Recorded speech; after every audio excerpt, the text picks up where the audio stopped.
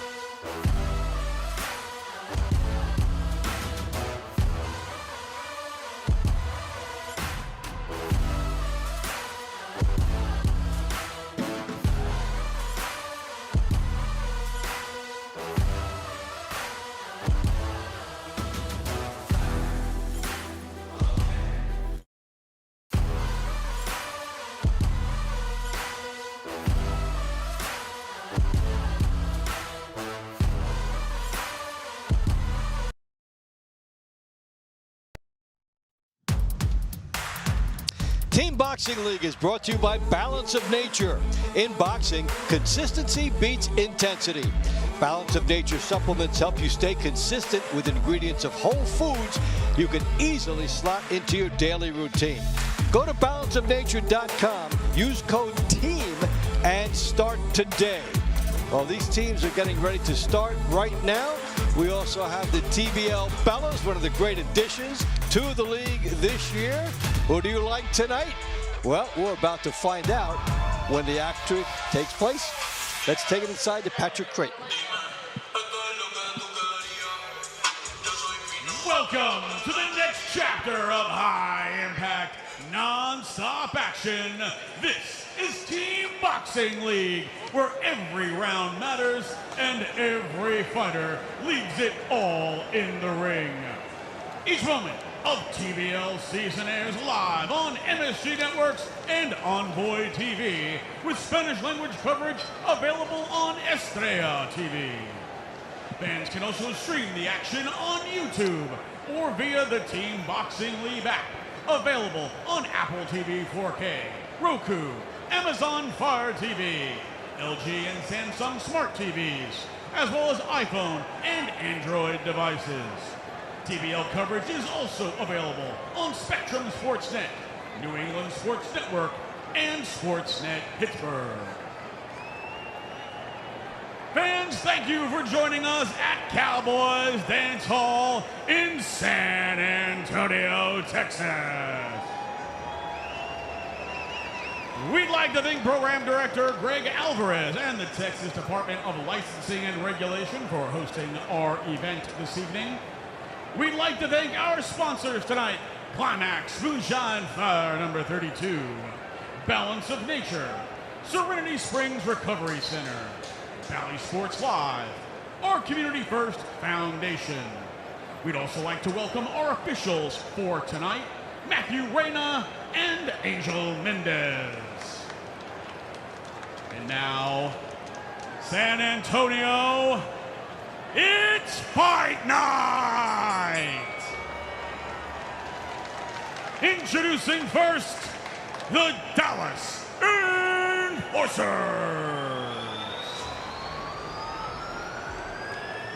All right, the visiting Dallas Enforcers on their way in. 3-fight losing streak that you see. Some of the people that they will be counting on. Al mentioned one of them, Brianna Carrera. Malik Clark has been a very good story all the way throughout. Yeah, Malik Clark is having a solid 7-3 season, and they could look to him for wins tonight. San Antonio with a narrow win over Dallas the first time they met. They had a big lead, and Dallas made it closer at the former end. Texas super middleweight champion Tony T-Mac Max, Dallas Enforcers. Bantamweight Mary Gwen M.G. Valinga. Featherweight Randall Kennedy. Featherweight the OG Michaela Rampage. Lightweight Malik Mueller. Welterweight Deontay Nixon 5 Brown. Super welterweight DeMichael Triggerman Harris. Cruiserweight Vernon No Love Weber. Heavyweight Frank Unachuku.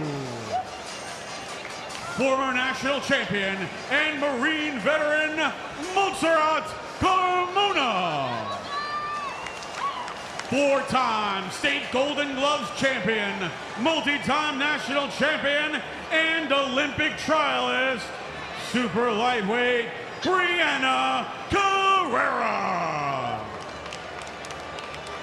Middleweight Ray Alif Ali Talib Jr.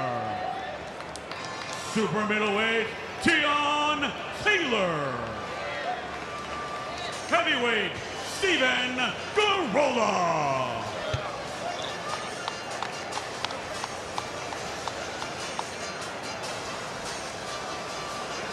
And their opponents, your hometown San Antonio Snipers. So the Snipers will come in with Coach A.C. Bryant. This has been one of the most supportive venues for hometown teams in the league. Early in the season, San Antonio, 2 excellent performances. One against LA, where they got the win, and one against Las Vegas, which they almost did. And it served notice that this would be a vastly improved team. Taylor, Cottrell, DeVorce Veen, who also know him as DeVorce Barnes. So This team has its share of talent.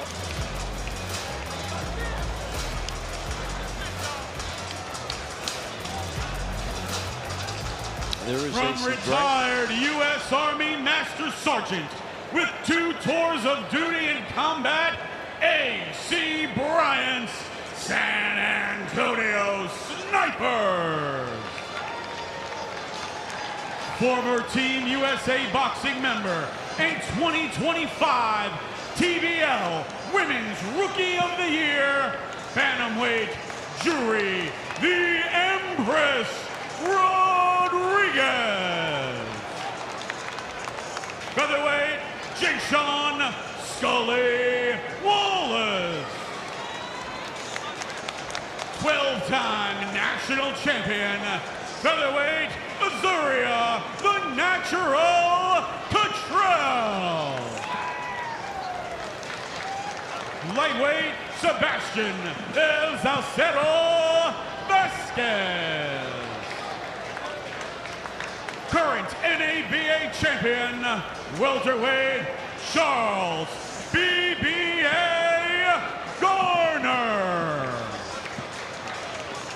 Super welterweight, Corey Snapback Cat.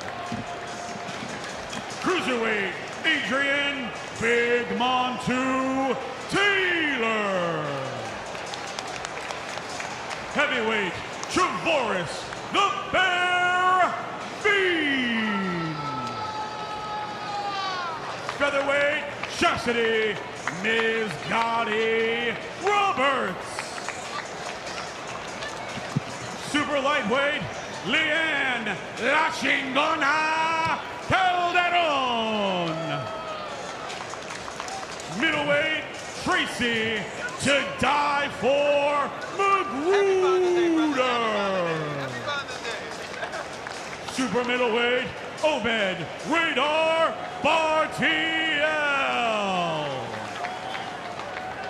Heavyweight, Noggy Dominican Dynamite Aguilera.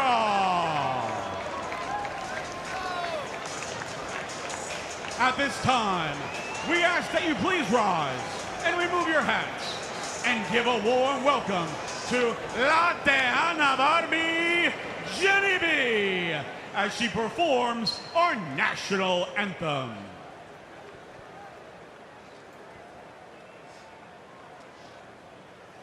Oh, say, can you see by the dawn's early light what so proudly we held at the twilight's last gleaming, whose broad stripes and bright stars through the perilous fight o'er the ramparts we watched were so gallantly streaming. And the rockets regular, the bombs bursting in air, gave proof through the night that our flag was still there. Oh, say does that star-spangled banner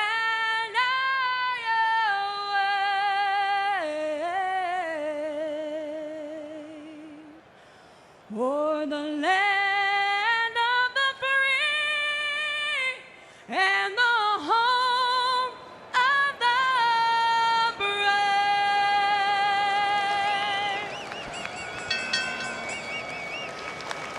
Ladies and gentlemen, La Tejana Barbie Jenny B.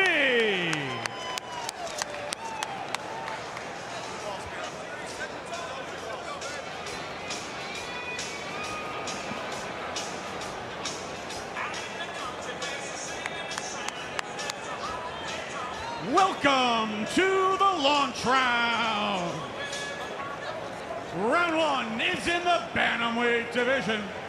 In the blue corner for the Dallas Enforcers, Marigwen M.G.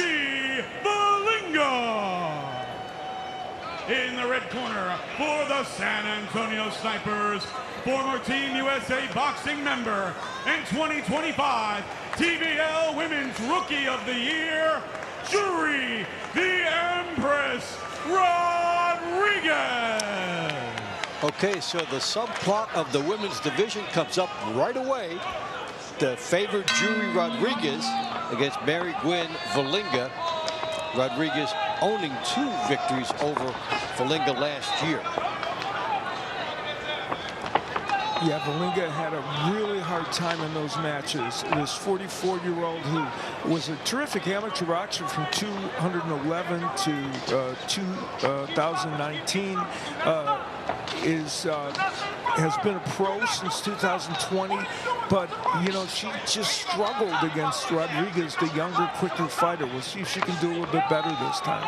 Rodriguez, a star-studded 2025. She won 17-1 and 4-0 this year, up to a 15-fight win streak. I think Rodriguez is a real wild card come playoff time for San Antonio. You know, she's only been in 4 matches this year, and you know, that's the only reason she doesn't have more points. Yeah, the Rookie of the Year last year, and then a little bit of a diversion to fight outside TBL and then come in and get started. So this is a major jump for them, and a very experienced young fighter. Yeah, she got her first pro win back in February against Kim Colbert. And many people believe she's going to be a spectacular professional as she goes on. So the bobbing and weaving here for Jury Rodriguez as she tries to get inside. Valinga has managed to, with her movement, to avoid taking a lot of punches here in the first half of this round, which is a plus compared to what happened to her when they last met. So from that standpoint, she's doing well, even if she hasn't really gotten too much offense untracked. And the one adjustment, hopefully keeping her out of harm's way, and then she's got to find a way to get inside as they both exchange a pretty good pair of right hands. Rodriguez has been really economical with her punches here, not throwing a lot. Not to say, you know, where's that Rodriguez jab? Yeah. And the last time she fought Valinga, she did tremendous body work and hurt her with that. Good counter left hook by Valinga.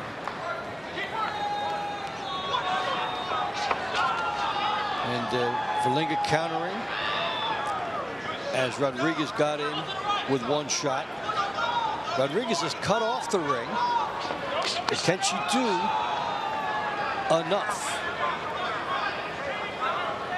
And this is why we fight the fights. Yes. On paper, this looked like a match that Valinga was going to have a real hard time being competitive in because she wasn't the first 2 times, but she has been in this one. A couple of big shots launched, and yes, so a much more animated effort here by Valinga. So we look back at, you know, Rodriguez there using her jab and sneaking in a left hook. There were some good moments for her offensively. Were there enough? She may well have won this round, but it was a lot closer than I think a lot of people thought it might be. And these 2 women are going to fight again later on in the evening.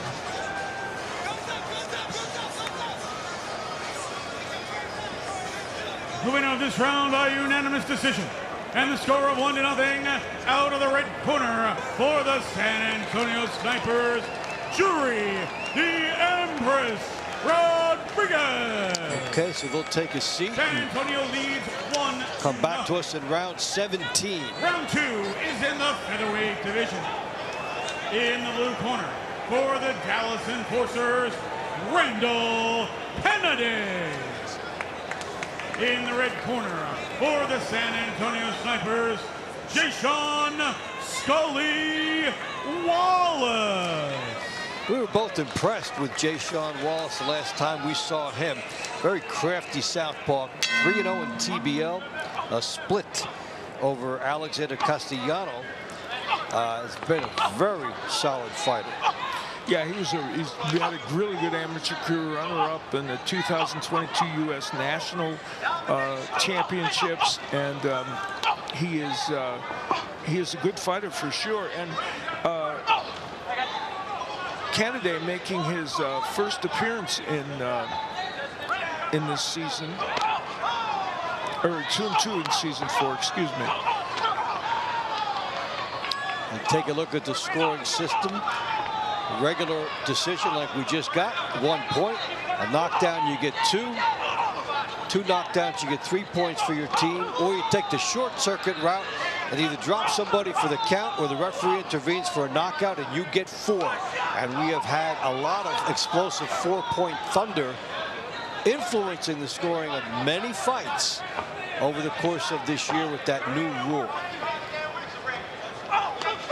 You talk about Kennedy and earlier in the year, when they fought the first time, he got 3 points for Dallas. He got knocked down in 1 and then a decision. So he could be a source of points for Dallas.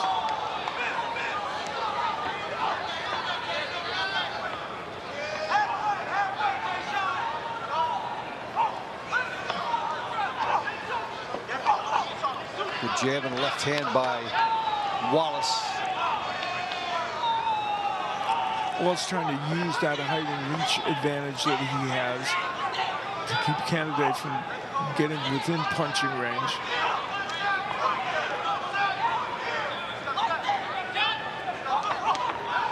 In the meantime, Kennedy trying to find a good angle to get inside.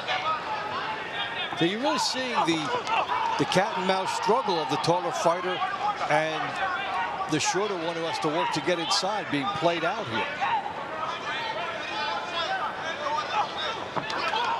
Kennedy has landed several good left hooks. That one was one of them. You see how hard he has to work to get near Wallace. And he could be greeted with something on the way in for his troubles too, like an uppercut or a hook. Yeah, I like that, and I like that straight left hand that Wallace landed, which was very good. Wallace is really trying to find a hook for the uppercut as well, but Canada's done a good job of slipping that punch. And there's a left hook that gets in by Canada, and you see how much he has to gamble. Practically had to leave his feet to get that hook in. Well, he landed a beauty right at the end of the round. And the big question is going to be, were there enough of those punches by him compared to the counter punching by Wallace? And here's where Canada comes up with a nice left hook. That was in the middle of the round. And that's 3 punches he had to throw to get 1 home. Yeah. And he did score with it. Yeah, we're going to find out whether the judges like the busyness of Wallace.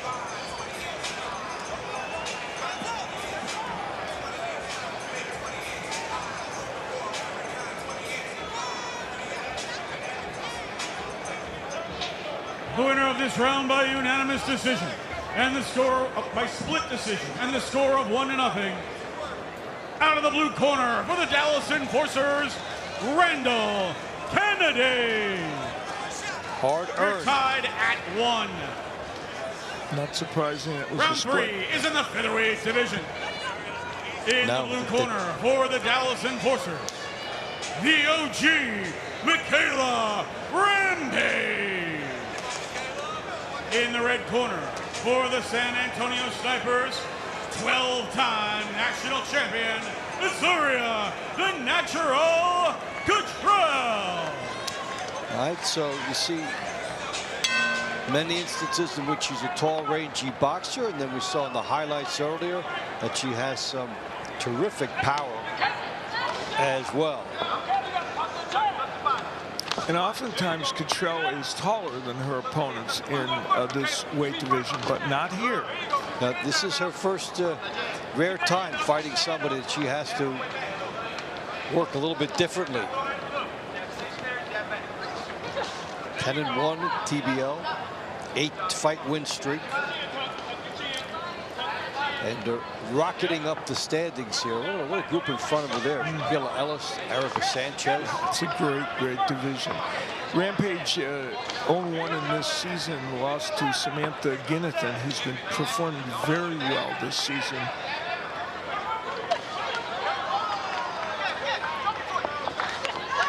There's the left hook by Cottrell. We saw her score a knockdown with that over Florencio Britos with that left hook. So now she's punching up at an opponent, a little bit taller. How does that impact how she wants to come in here? Yeah, I mean, one of the things, of course, sometimes you go to the body first with the left hook and then come with it to the head if you're going to land that punch. But, yeah, it makes it different. Oh, wow, nice right hand by Rampage. Yeah, and she caught Cottrell on the way in.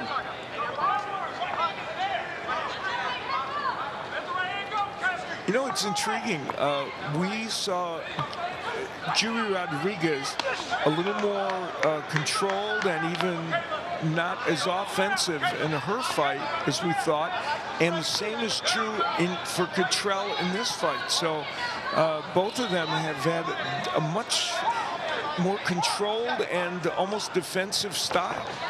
It's always interesting how that seems to settle in as a couple hooks here by Cottrell.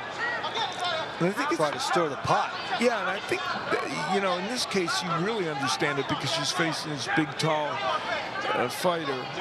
She's landed some nice left hooks, Cottrell.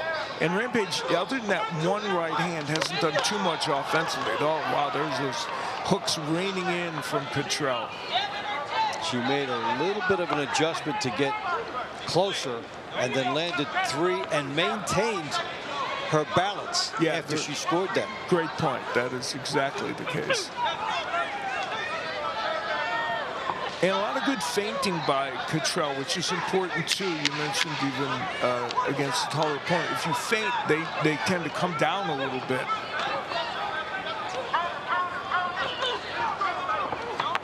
This is a good example of somebody figuring it out during the round. Absolutely. Yeah, a lot of great adjustments made by that woman who happens to be only 19 years of age. Unbelievable. That's where there's Cottrell coming in with a combination, and she's a very good combination puncher.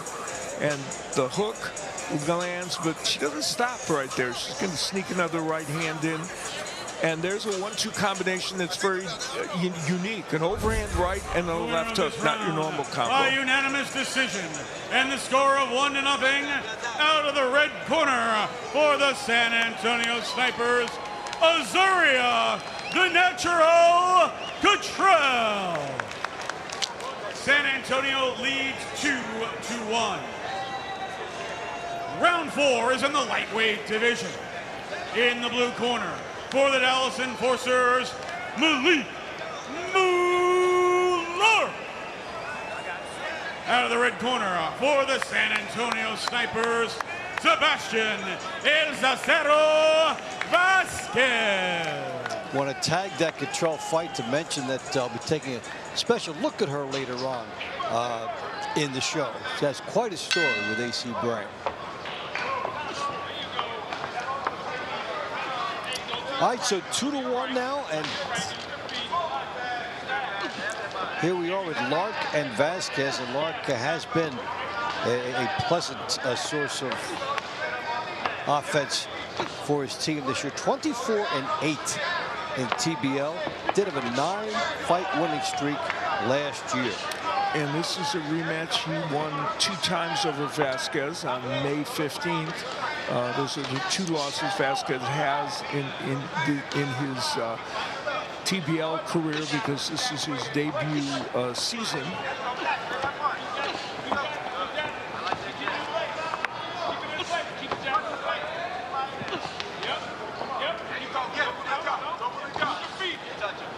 So the Dallas trying to stay right with San Antonio, needing its bigger performers to do well. And Kennedy had been on a little bit of a streak, came up with a split win and a very good round 2 scrap. And now Lark and Vasquez. Yeah, this is one where Dallas is looking to it and saying this is a place for us to sneak through with the victory. And now Vasquez has fought pretty well here early in this round, but Lark has landed some really nice right hands.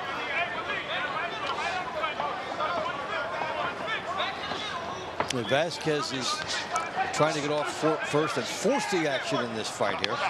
Yeah, he was more aggressive here than he was in the first two matches with Lark.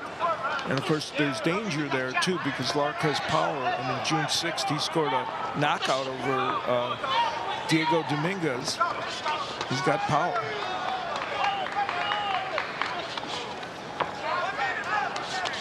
Here comes Vasquez. Oh, wow. Rocking Lark. He hurt him with that shot. Still a minute to work with to try and parlay it as Lark is trading shots and a head-up display with him. Well, Vasquez landed some nice right hands early in the round, and then that one really got home against Malik Lark. Happened right after Lark was opening up. You see, Lark is trying to get that right hand home.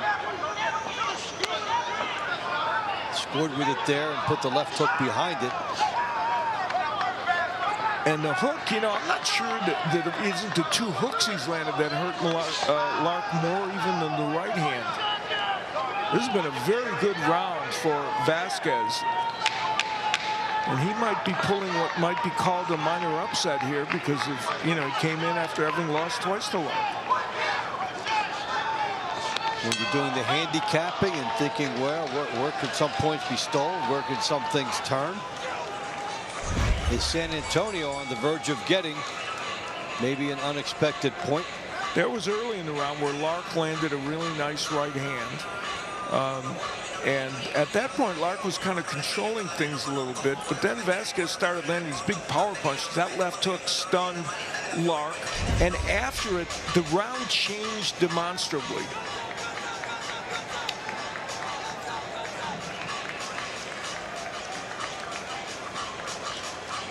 The winner of this round by split decision, and the score of 1-0, out of the red corner for the San Antonio Snipers, Sebastian El Acero Vasquez. So Sebastian Vasquez turns the tables on Malik Lark and gets his team off to a 3-1 lead. Back in a moment with more.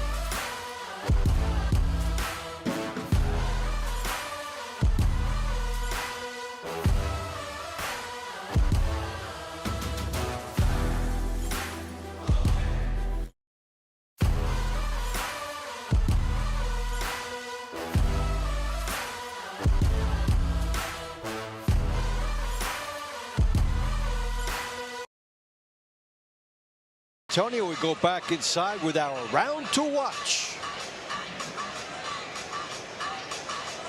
Round 5 is in the welterweight division.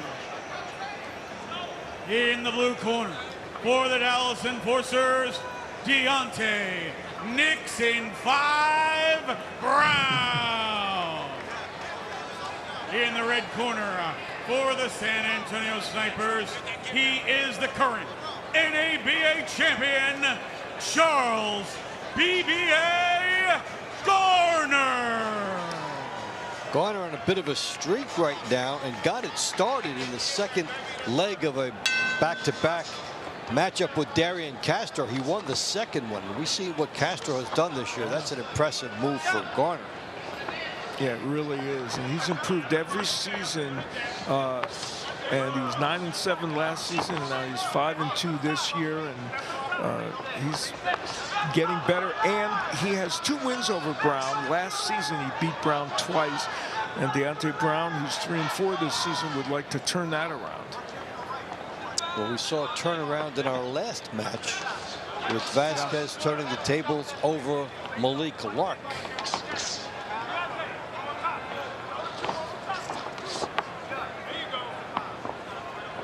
Two very schooled and battle-tested TBL veterans. Yeah, they've both been involved in the league for a while. 3 seasons for Garner and 4 seasons for Deontay Brown. Or 2 seasons, I'm sorry. Brown has the occasional knockdown power. And he's coming in off a couple of losses to Jose Cholet on June 6th. Wants to turn that around. Both these men, it's been a kind of a measured pace here in this round. Yeah, we're waiting for some very quick, fast-paced fight. If you're on the end of if you follow a knockout or a knockdown, and all of a sudden the surge of electricity goes throughout the corral. As we talk about, this is a team sport. You're fighting for yourself. You're fighting for your team. So one big moment that you get brings the rest of the fighters up. Well, we saw that last night, didn't we? Oh, what an emotional performance by the Atlanta Attack, saving its season with a wire-to-wire but very tense and taut victory over the Phoenix Fury. Now in this round, things have picked up here. The pace picking up with Brown doing some good combination work after Garner really started attacking him more with some big punches.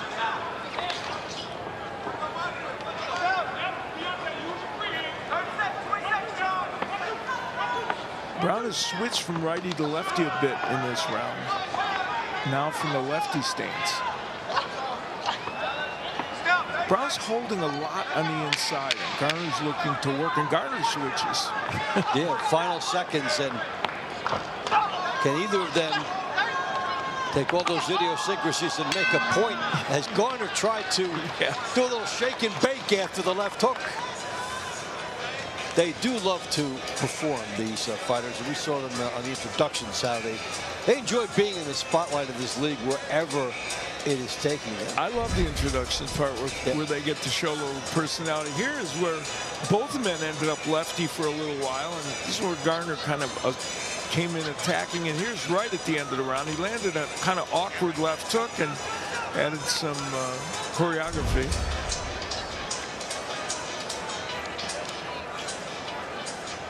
The winner of this round by split decision, and the score of 1-0, out of the blue corner for the Dallas Enforcers, Deontay Nixon 5 Brown. San Antonio leads 3-2. Round 6 is in the super welterweight division. In the blue corner for the Dallas Enforcers, DeMichael Triggerman Harris.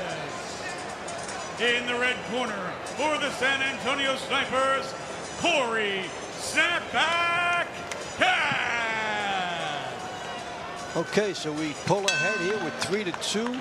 San Antonio leading Dallas, and Sophia is with Azaria Cottrell. Thanks, guys. I'm here joined with Azaria now. We have a 12-time national champ here. She just secured her 8th win in a row here with TBL. Now, how has being in this league helped you blossom as a fighter? You know, it's helped me get a lot of recognition, and it just proves that, you know, I can do more. Like, I can fight better fighters, you know. Now, you have AC Bryant in your corner. How has that helped you, having someone who's known you since you began your boxing journey back in the Y? You know, he's a really good coach, really amazing. He has a lot of confidence, love his speeches, you know, good coach. Now, any of your teammates that has really been able to help get the momentum going? Everybody on my team is very supportive, you know, love all of them. They're very nice. All right, thank you. Best of luck. Back to you guys. All right, 1 minute in. Harris and Cad. Corey Cad just traded to the Dallas team from Houston. They'll pick up a hunch that AC Bryant has about this fighter in this spot. Yeah, he's hoping in this 154-pound division he can make a difference. And Harris, who's a relative newcomer to TBL, and in his only other previous outing was stopped by Isaiah Johnson on May 10th. So looking for a much better result tonight. He's 12-2-1 outside of TBL, but lost his last 2. So basically looking to find some new momentum here. And Corey Cad, 1-7 recently, has beaten Isaiah Elrod and 16-9 Reynard Talib. So he's had moments, and hopeful that a change of scenery and the new team might be good for him. And really both men kind of, as you point out, both men trying to turn their fortunes around here in this matchup. Corey Cad is often in awkward fights like this, right? You know, they're always kind of a little bit awkward with kind of a lot of grappling, and he delivers kind of wide looping punches. Yeah, and Ken, you take advantage of those wide looping punches, and then you're talking about these awkward fights, and when it's over, you say, wait a second, I thought I was going to do more against this style. It didn't fit me too well. Yeah, and Harris, you know, you mentioned he's a solid pro. I mean, he went 10 rounds in his last fight against Hayden Brady and lost a decision, but he's a solid fighter, but he's trying to deal with this awkward style of Cad. And hey, he's just happy that he got through without being stopped. Yes, that's step number 1. Yeah. And here's the right hand by Cad. That is one of his best weapons. Lengthy jab and some awkward action on the inside. Both men trying to exchange there. And that's the kind of action I was talking about. This is going to be a close one, though. This could end up being a split again. We've had 3 splits in our first 5 fights.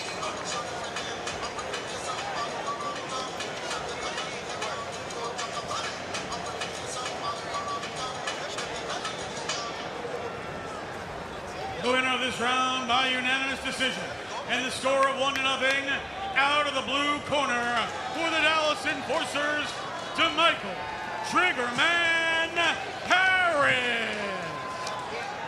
We are tied at 3. Round 7 is in the cruiserweight division. In the blue corner for the Dallas Enforcers, Vernon No Love Weber. In the red corner for the San Antonio Snipers, Adrian Big Montu Taylor. Well, we've got TBL efficiency versus efficiency outside the league here. Adrian Taylor, 24-19. Up to a 9-fight win streak is his top, as he's come down in weight and been extremely effective. And Weber, 2-0 in TBL, 11-1 going back to 2022 in traditional boxing. But perhaps maybe getting ready to make a home here. Yeah, this is an intriguing one. Looking at the fight list, this looked like one that could be very, very interesting. Weber won his first 2 TBL contests over Juan Higuera, who's an experienced TBL fighter. And it's interesting, we have a fighter who has, won once, here we have a really good fighter with less experience against one that has more experience. And a sense of seasoning for both. Adrian Taylor has come up with some important victories for San Antonio. In its tie with Houston, he came up with the victory in the final fight to avoid the team losing. He's produced 10 points for his team with that included a knockdown of Elijah Akana, and And the one fight he lost this season was a split decision to Trixie Marius. He's a TBL original. Season 4. Down to home in this division. Now, I talked about that tie for San Antonio. Right now, that's their ticket into the playoffs because of the 3-2-1, and they can't be caught by the teams in the 9 and 10 position. So even though it was a frustrating tie that night, the tie for San Antonio later on loomed as a benefit. This has been, like a lot of the matches we've had here tonight, a tactical event with not as much volume. While Vernon Weber has kind of moved around and thrown a lot of punches, most of them have been short. Taylor's gotten a few good left hooks into the body. And oh, wow. Big right hand. And that one was the big right hand, a knockdown. And Adrian Taylor continues to deliver big for San Antonio. That will shake up the pace of this fight and maybe even the entire event as we have our first knockdown, and maybe more for Taylor. A big right hand. Taylor smelling 4. Big right hand. He may very well get it. The referee's close, and there it is. It is a 4-pointer. Adrian Taylor with the experience to know how to finish the job. And that was right at the bell. We saw that last night. I mean, right before the bell. Yeah, last night they knocked out at 2:59, which was very important. The right hand that knocks Weber down. And then with not much time left in this round, here comes Taylor again. There's the knockdown. And then Taylor at the end of the round, still landing right hands. And the key was getting him into that corner, right? That's where referees know, we can get trapped in there. And that's why the fight was stopped. So big moment for San Antonio. A big 4-bagger.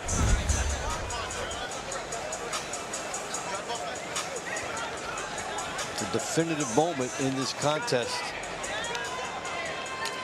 You know, did the bell ring before or did he stop it? That's the question now. Yeah, because otherwise it's 2-0. Yeah, it was not very definitive in the by unanimous decision. Okay, there and you the go. Score of 2-0. In the red corner for the San Antonio Snipers, Adrian Big Montu Taylor. Well, that is being saved by the bell in a different way. The referee waved it off, but the bell had sounded. Right, and so only 2 points. In the blue corner for the Dallas Enforcers, Frank Unachuku. In the red corner for the San Antonio Snipers, Trevoris the Bear B. Now we've had our knockdown. I'm curious if it affects the pace of the other fights and the enthusiasm on the teams. Yeah, we've pointed out how tactical it's been. Now, the thing about Veen is he's an aggressive fighter, and you see he's put up 7 points for his team, he is very aggressive. He likes to come forward and go after you, and he's produced 7 points this season, or 10 points this season. We saw him, big, long left hands, get 2 victories over Kai Brooks, who had scored 2 knockouts recently. He's the first person to defeat Kai Brooks this year. And then he continued to go. Lost 2 to Edward Millard, who was making his debut last time. Before that, Veen had been on a 9-1 run. Yeah, Unachukwu making his debut in the TBL, and really only has 1 pro fight, a KO1 win over Mikhail Jenkins. So he's not a super experienced fighter as Veen is. And we're in the division in which 1 punch often changes everything. So And they're both loading up with power intentions here. Uppercut by Veen and right back at him. He took a right hand when he threw that uppercut. He threw it from a little bit far out, Veen did. And Unachukwu was able to sneak that uppercut in. You know, Veen's coming in off 2 losses to Edward Millard. One of them was a split loss, so that even though he's had a good season, that kind of marred it a little bit, and he'd like to get back on the winning side. Yeah, against the fighter starting out after those wins against Brooks, that was a surprise. And he gets nailed with the big left hand as he's open for it and did not fire first. Unachukwu getting bold. Unachukwu has landed some good power punches in this round, even though Veen has probably been a little more aggressive in terms of volume. But Unachukwu has landed some big power punches. And they're not even pretending they want to use the jab in this fight. Walking right in. Good work on the inside by Veen and a good right hook by Veen. Yeah, he's a good body puncher, too. And he demonstrated that. And here comes Veen trying to make a closing argument as a separator against a game opponent. And the one difference in that round, and it often is for Veen, is his hand speed. He's a very quick puncher for a heavyweight and a combination puncher, which all heavyweights are not. Now, Veen coming forward, landing a good right hook there. And Unachukwu got some power punches in, but a lot more work done by Veen.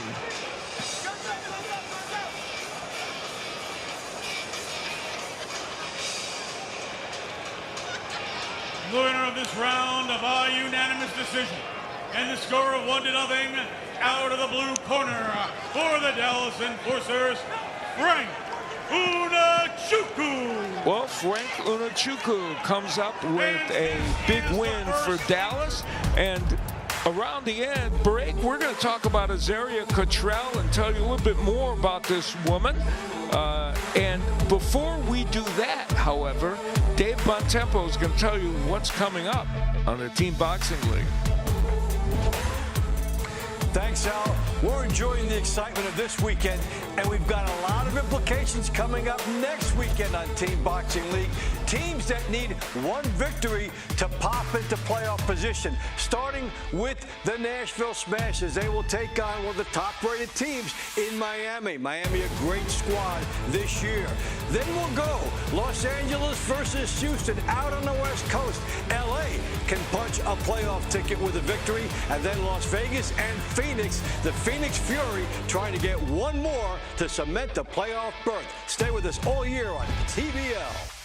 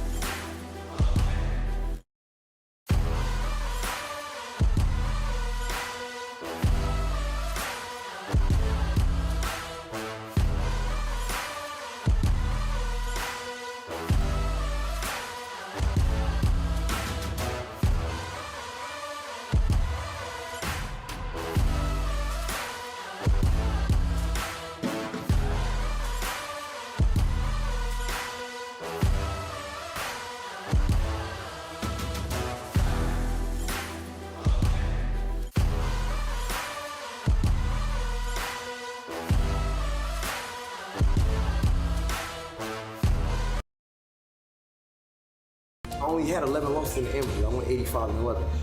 And why you think it's that? Because of my father. That competitive nature, he picked that. You win or you die. There's no in between. There is nothing, absolutely nothing that you cannot accomplish. Let's go see Halo.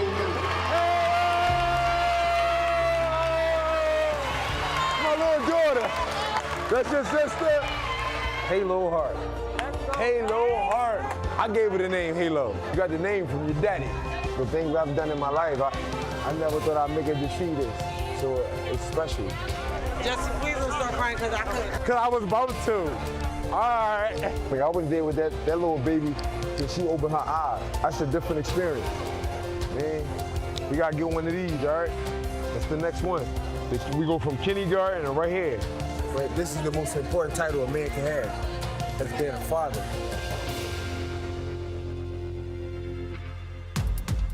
And a happy Father's Day to everyone as you take a look at the Riverwalk in San Antonio. Father's Day, a poignant occasion that touches us all. Dave Bontempo and Al Bernstein, and we not only talk about fathers, we got father figure we're going to talk about Azaria Cottrell and A.C. Bryant. Yeah, it's a very interesting story, and it's about a young woman who at 19 years of age seems to be older than her years in every way, both in and out of the ring. And how did this happen? It's really a beautiful story that takes care of chance relationships. It takes care of worlds circling around with each other, coming together, and perhaps destiny. Azaria Cottrell was 7 years old when A.C. Bryant discovered her in Hawaii, where he was stationed with the military. His son, A.C. the fifth, 10 years old, was in that gym, and that is how A.C. discovered this 7-year-old who had a lot of talent, Azaria Cottrell. And he said, you know, I knew she had something special even back then. So he was stationed in the military at that time, saw her develop, knew that she was going to be special. He was one of the first to say that, but certainly not the last. As you take a look at the family, Tico is in there as well, the coaches. The families got close, and it was something like that until 10 years later. Remember, at this time, no team boxing league. Who knew what Azaria Cottrell was going to do with her life in terms of where she was going to go with the relationships and everything like that? And also, she would drift back around, and he would come back into boxing after the military. So what happened? He maintained the relationships with the family, knew them all, and when Azaria Cottrell got 18 years old, he was able to get her on the team. So what basically happened is it goes full circle. You meet somebody when they're very young, and their life blends into your life, and it becomes a beautiful story with Azaria Cottrell and the San Antonio Snipers in the Team Boxing League. So now, how about our round to watch for the middle rounds? Yeah, well, we're going to stay in the women's side of things. At 140 pounds, the woman we talked about at the beginning of the show, Brianna Carrera, is going to meet Leanne Calderon. Now, Carrera's a big power puncher, and Calderon is moving up in weight to face her. So that could be a significant part of the story in round 11. All right, it's pretty tight. Let's get inside to the middle rounds and keep going. Dallas and San Antonio. Welcome to the middle round. Round 9 is in the featherweight division. In the blue corner, for the Dallas Enforcers, former national champion and Marine veteran, Monserrat Carmona. In the red corner, for the San Antonio Snipers, Chastity Ms. Gotti Roberts. That's a Carmona. 2 losses to Cottrell and Lopez. 5 and 6.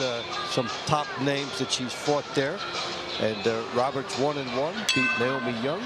And then lost to a 15 and 8 Angelise Mendez. So as she stepped up, there was some difficulty there. Yeah, a Marine champion, Carmona. She was in the Marines, and she also made the quarterfinals of the U.S. National Championship, so she had a good amateur career. 4-4 this season, so she's lost to those top-tier fighters, but she's put some wins in as well, 4 in a row, in fact. So Dallas has hung tough here on the road in San Antonio, getting a victory in round 8 in the launch rounds to keep this close. You know, we mentioned that some of the other women for Dallas, certainly Cottrell, who's not going to fight again, won her round. Julie Rodriguez is favored to win, although she had a tough battle from Mary Gwynn Valinga. But these other women, we mentioned Carrera, and also in this case, it's Carmona could do some good for Dallas. And when you do have a magical night, if you score a mild upset, it's somebody that you weren't expecting that will come up big. Just even go back one night, Ray Robinson, who's been 0-8, becomes the star of the night with 3 points for the Atlanta team. His first wins this season in TBL. That is one beauty of the league. Regardless of your record, you start 0-0 every week, and you always have the potential to do something good for your team. Good right hand a moment ago from Roberts. It's been mostly Carmona attacking. Roberts been able to sneak in some good counter punching, but Carmona's been very, very busy. Roberts had a pro fight in April. She lost the decision against Ivy Enriquez. So she wants to get back on the winning side. And you get a close look at what she was willing to pay to get inside and the price that she did have to pay, that Carmona made her do that. Beautiful double left hook by Carmona. She's been switching back and forth, but as a righty, I think she hits with a little more authority. Yeah, and she's getting a willing opponent who is gambling to get inside. Ironically, Roberts has the height and reach advantage, but she's more anxious to get in there.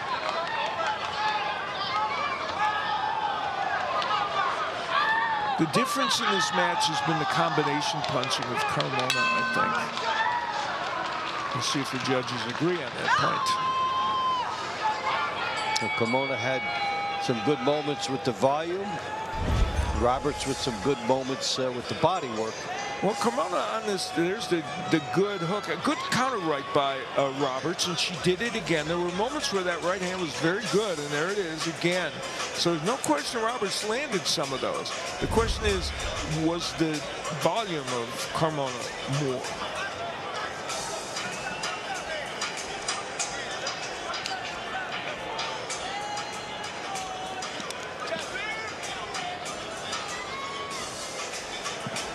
The winner of this round by split decision, and the score of 1-0, out of the red corner for the San Antonio Snipers, Chastity Ms. Gotti Roberts. I guess the judges like the right hands. San Antonio leads 6-4.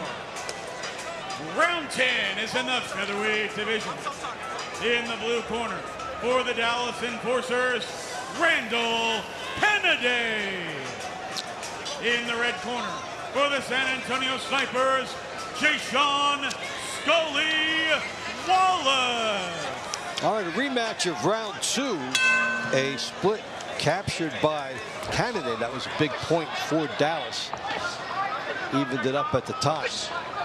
And now I'm curious to see, in what we had seen as a tentative fight the first time for about 2 minutes and 25 seconds, yes, how much they open it up. Yeah, it's a good point, Dave, because in the last 45 seconds or so of that match, they did mix it up more.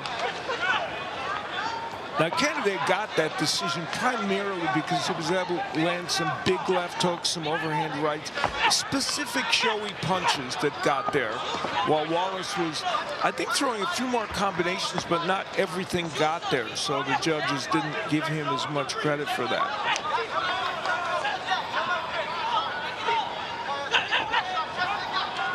Wallace trying to work to get inside behind that jab.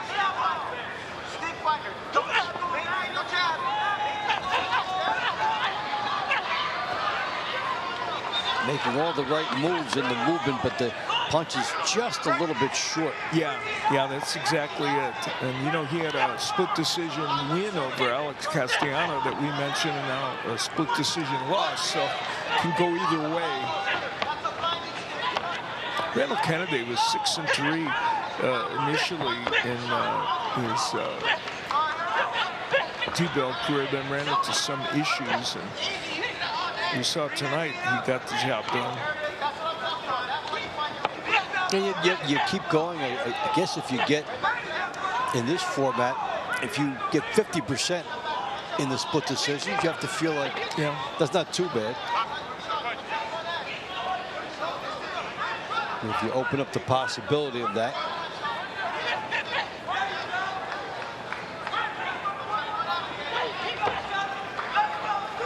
This has been much like the first part of their previous fight, where Canada's trying desperately to get in there. He landed a nice left hook and a right hand.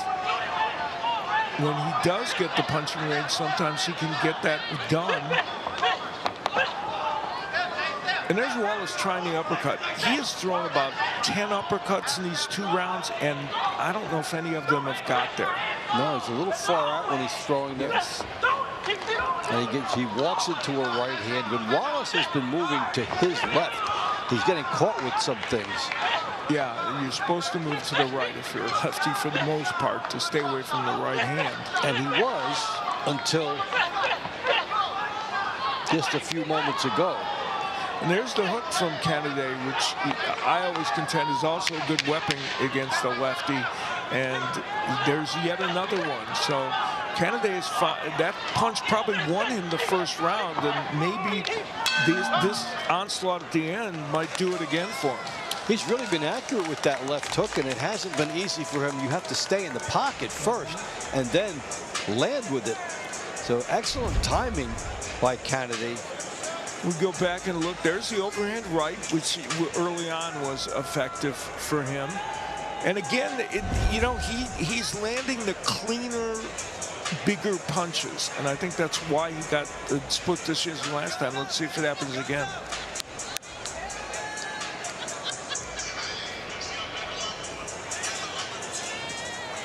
The winner of this round by unanimous decision, and the score of 1-0. Out of the red corner for the San Antonio Snipers, Jason Scully Wallace. The question is, how many times can I be wrong tonight? we're headed toward double digits, I think. If it's even on both sides, it'll work out. There you go. That was you could see that Canada had done a lot of good things, and a little surprised he didn't get rewarded there. Multi-time national champion and Olympic trialist, Brianna Carrera. All right. In the red corner for the San Antonio Snipers, Leanne La Chingona Caldero. Now with the calls, it puts a little more pressure on Brianna Carrera. 13-10, third year in TBL. 2 losses to Erica Farias in her last, but does had some nice wins over Sofia Veretti and 2 wins over Erica Sanchez. Go figure that out. It was up at a higher weight class. That was up here at 140. Sanchez moved down, and Leon Calderon moving up tonight to face Carrera. So we'll see if that has an impact on her. Yeah, Carrera also got a win over Samantha Gennethan, who then also moved down. So he should be a spoiler in this league. Calderon being very aggressive here early. The 38-year-old from Kyle, Texas, who got a late start in boxing at age 34. And this is her 3rd season in the TBL. Had a split with Jordan Edwards earlier on. Listed her record at 7-20, but just a hard knocker.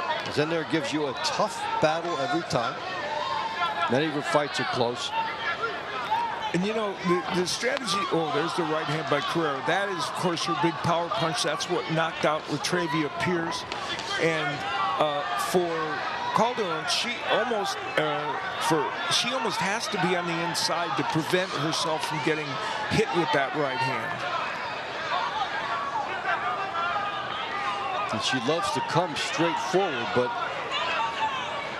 here's the tough part for her, because she can eat jab after jab here from Carrera, who can then switch to something else. Yeah, and there's that right hand getting in again by Carrera. You know, Carrera mentioned she lost twice to Erica Farias, who is a veteran, a former three-time world champion who's fighting very well at age 41 still. And that was a different kind of a fighter than she's facing tonight. And the height and reach advantage for Carrera. I'll tell she's from another weight class than Calderon. And Calderon coming up for this is evident. And the right hand bounces off the head of Calderon again. Yeah, Carrera is in a groove here. Double jab, the right hand. Question is, she thinks she could get more than one. Well, it'll come via one of those right hands, but great body work, and that right hand did stun Calderon. She's in trouble. Not a chance here, and you know, you make enough of a point, the referee can stop it and short-circuit it for you, and Calderon, pretty aware of that, wants to stave off future damage. That was a veteran move, but she may have hurt herself in the process. She wasted a lot of time with all that, though, and smiles. Yeah, I know what I did. I just saved a couple points. Yes. And did it in a way that couldn't really penalize her for something that we know she did. Yeah, exactly. Now here's where she's on the inside. They're trying to work on the inside, and then Carrera. You know, she got some really good right hands in during the course of this, and there's the right hands that started to hurt and rocked Calderon, and good body work as well. This round by unanimous decision, and the score of 1-0 out of the blue corner for the Dallas Enforcers, Brianna Carrera. San Antonio leads 7-5. Round 12 is in the super welterweight division. In the blue corner for the Dallas Enforcers, DeMichael Triggerman Harris. In the red corner for the San Antonio Snipers, Corey Snapback Cad. All right, Harris got a close call victory over Cad. First time out, Cad's first fight with San Antonio. Thought he had done enough. Judges thought otherwise. Big left hook by Harris. He snuck in a real good one there. And I think in the last part of that round, the left hook, he kind of found that punch a little bit, and it's intriguing. And that's one of the interesting things about team boxing. Sometimes you find a punch and it flows into the next round. You're glad you have that chance to make it work, because there's always some type of an adjustment that you make. Usually, the fighter who lost feels the pressure to do it, but toward what you're saying, let's say you find something, even if you win, you come out and you want to show it off the next time, see if it can get you someplace good.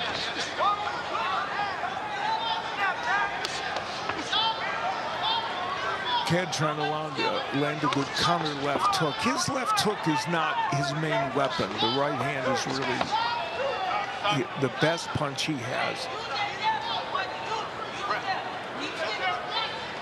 You know, DeMichael Harris, I mean, in pro boxing, he's got 12 wins and 11 are by KO, so he's got some pop.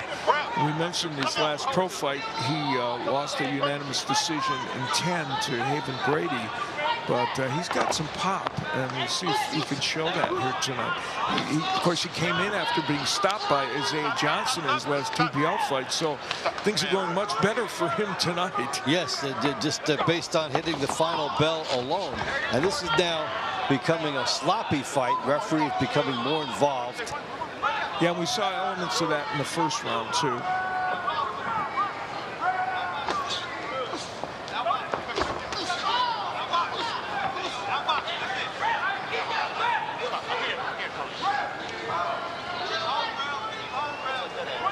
And it's really important how quickly the referee gets on top of these fighters if this is the style that they go into. Well, Cad has a habit of being in these kind of fights, and this one has been that, as was the first one. The referee's struggling to get them apart. And the options are, at what point do you pull them aside? Big right hand getting in by Harris. Harris is angered that he thinks Cad has hit behind the head before and thought he did it there as well. They have both done a lot of rough stuff on the inside, but there's some distance, and Cad lands a good right hand. Yeah, Cad found a home and landed 2 or 3 really good rights. That's the best work he did in the 2 rounds that they were in the ring with each other. We'll see if that was enough for him.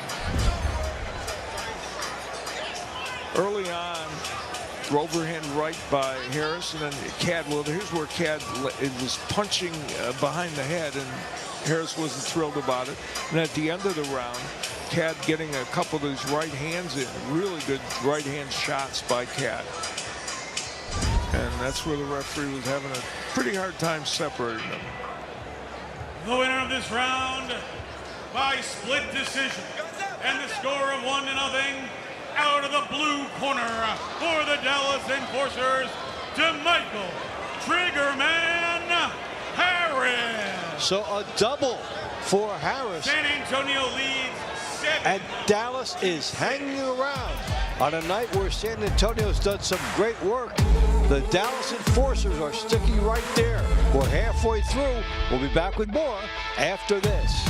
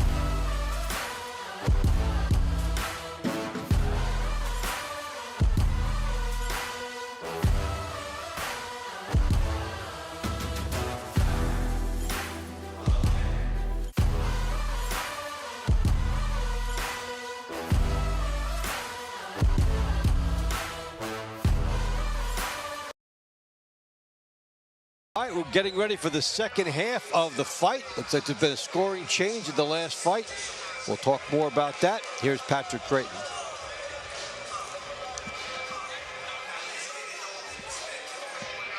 Round 13 is in the middleweight division. In the blue corner for the Dallas Enforcers, Ray Alif Ali Talib Jr. In the red corner for the San Antonio Snipers, Tracy to die for Magruder. All right, so to get you up to speed, DeMichael Harris had a double for the amount of time of one commercial break. And that's when we found out that Corey Cad did indeed get that last triumph, so it's 8-5. And Sophia has a special guest. Hey guys, I'm here with Brianna. Now, we saw her in the 11th round. Now, it is still anyone's night. What does the team have to do to keep that momentum? Just to put pressure, man. I feel like they're giving away some of the close rounds to San Antonio, the home team. But I feel like we can pick it up, putting pressure on them. So. Now, it's still a close score. You're only 22 years old. You were dealing great with the pressure coming from your opponent. How do you manage to stay so calm in a fight like tonight? I think for me, it's like just kind of staying calm. And I knew she was going to tire her out the way she started. She started off so strong. But she's tough though, you know. But I think the power was just too much for her at the end. Thanks, Brianna. Back to you guys. Okay, 1 minute into 13th round, Talib and Magruder. Key point in the fight now with San Antonio up to its biggest lead of 3 points. Yeah, and this is a rematch of their encounters twice on June 6th, where they split 2 fights.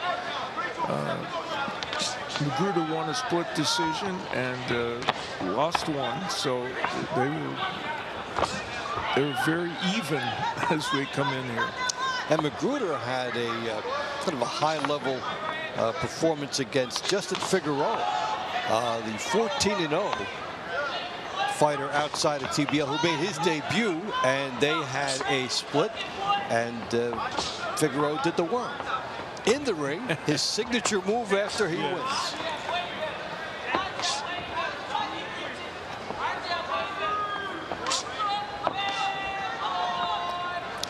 Talib 10-1 outside of TBL. He's in 6-round company, and he's 18-12 inside TBL. And Magruder's having a good season this year, 6-4. So it's been, you know, he's been one of the reasons San Antonio has done well this year.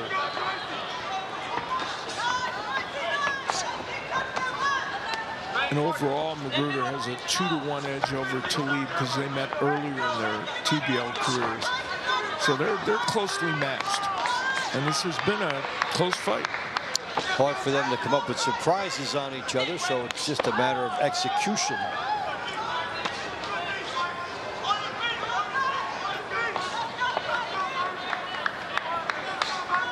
Good body work here by Magruder.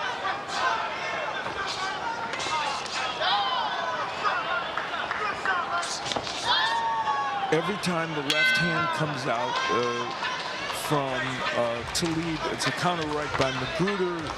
Both of those punches are having a hard time landing for each man, though. Maybe partially a product. They know each other so well. They knew what to take away and could not come up with something else. A big call, nonetheless.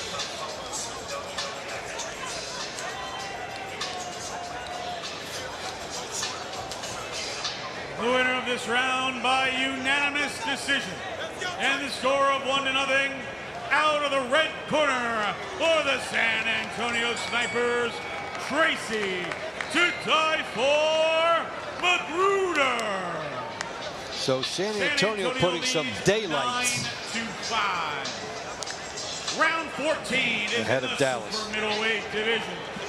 In the blue corner for the Dallas Enforcers, Tion Taylor.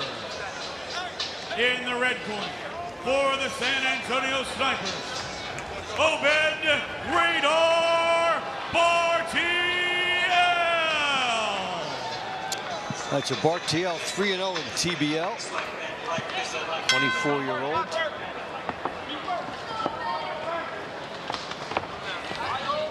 He's coming in off a double, beating Raul Solomon twice on May 12th when he was last in action.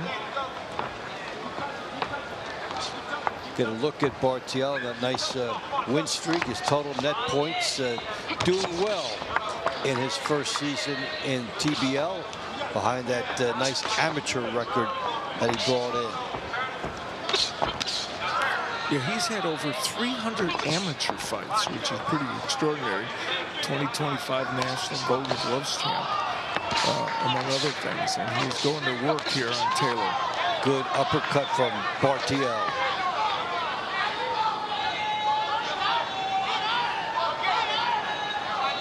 Cutting off the ring here. Looking to see how he can best parlay it, because he cut off the ring and then he waited a little bit.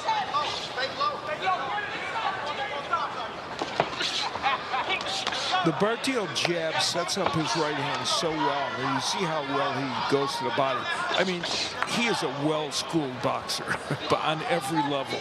Yeah, and he's a welcome addition back to this team. Good uppercut for him. Good left hook by him as well.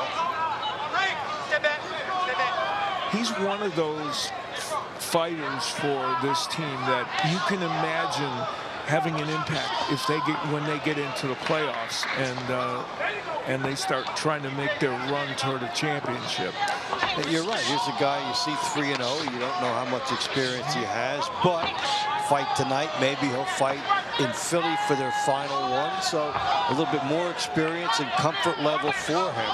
And look at what he's doing here tonight. And, you know, he hasn't lost yet in TBL, and he's looking for points. Looking on the verge of a bonus. So many ways to 4. That's at least 2 of them.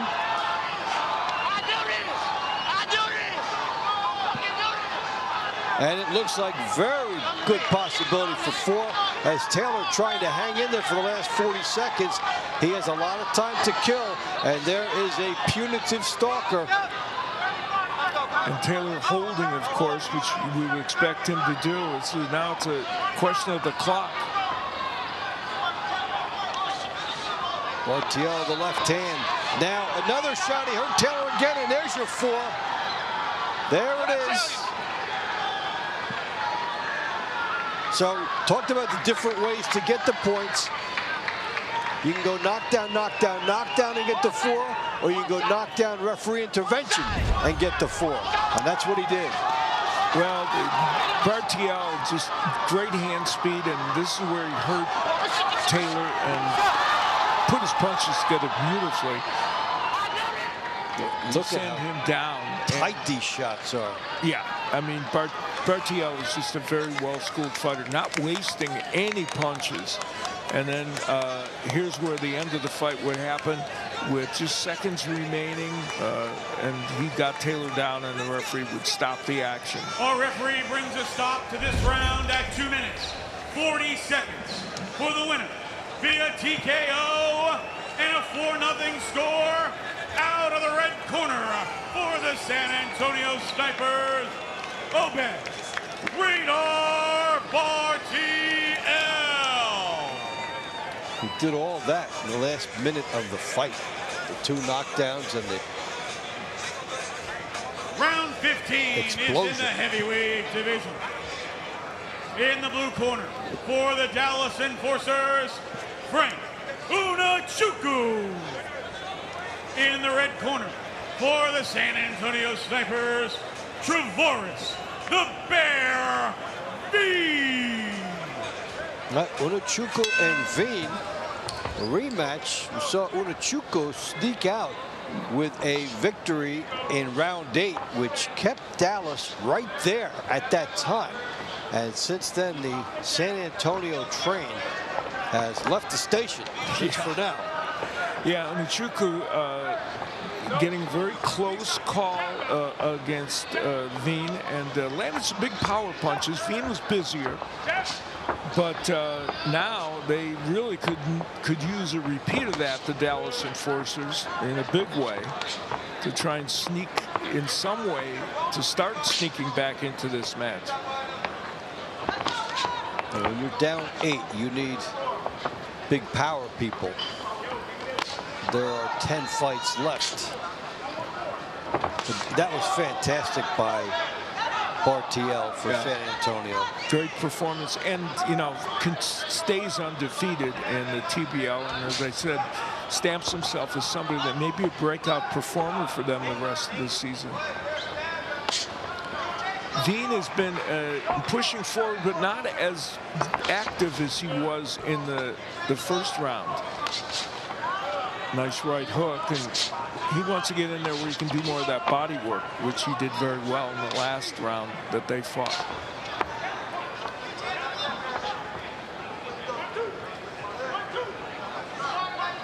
And Veen doesn't, you know, team or not, he doesn't like the fact that he lost the decision to Unachukwu. Right. Some anger here. You want to come out with at least a split.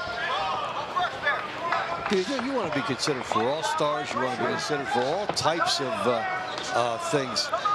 And he's had a very good season, Veen. And we mentioned the 2 wins over Kai Brooks. And he came in after 2 losses to Millard the last time out, so it's a 3-round losing streak right now for Veen. He wants to end that.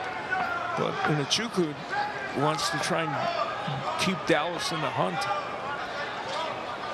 I think, you know, with boxing, just like it might be for other sports, you want to break a slump, go back to the fundamentals and bring them in there. Start there. Yeah, good point. Unachukwu's been switching to lefty here a lot more in the second round. Neither man has done much offensively in this round. It's been more muted than in their first round, really. I get one, you get one. Yeah, and the combination punching that Veen is kind of known for has not shown up here as it did in the first round. And there's Unachukwu instead being the combination puncher. Yeah, he gets in his shots first here, loads up with a couple, does move straight back and slips. And he'll be helped up. That's sportsmanship. There you go. That was an interesting round. Veen was kind of inactive offensively, and I don't know, but that last flurry by Unachukwu might have changed things.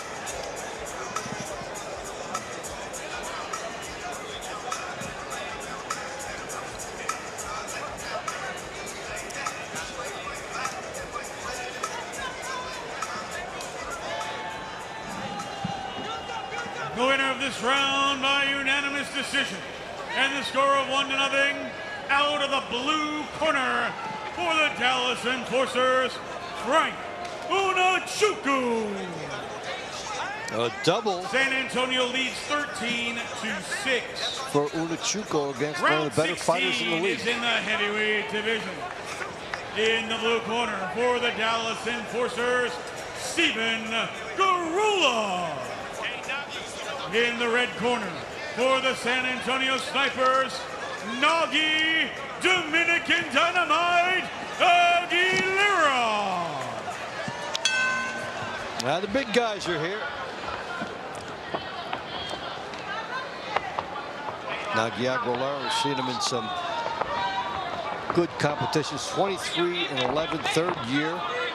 Had a split with Carlos Fermetta the last time. Has had streaks of 4 wins and 4 losses throughout. Yeah, 39-year-old veteran who has seen it all in boxing outside of TBL and in TBL. Has had his share of power wins, had a KO win over DeAndre Savage on May 15th that really helped the Snipers. He was almost KO'd by Jonathan Rice earlier in the season, and Rice just didn't follow up. Remember that? Yes. And Nagi Aguilera kind of got through on that one. And that was part of the learning curve for Jonathan Rice, who's been an effective fighter. Meanwhile, Garola is part of something interesting called pro dirty boxing, where you close range, grappling, clinching, and holding. Everything that would be a point against you in any other form of combat is considered effective offense in that platform. Yeah, and he's 1-0. He's also 1-0 as a Muay Thai fighter. So he brings a different skill set in here. Let's see what's going on here. But did we see some of that dirty fighting? Just a mouthpiece. Yeah, it looked like the referee might be thinking he brought some of that in here. Nice right hand by Aguilera. Garola's been pretty aggressive here. He lost a split decision in his only TBL fight previous to this. This is his season 4 debut. That was in a previous season, last season. And this is a good battle here. They're loading up with good right hands.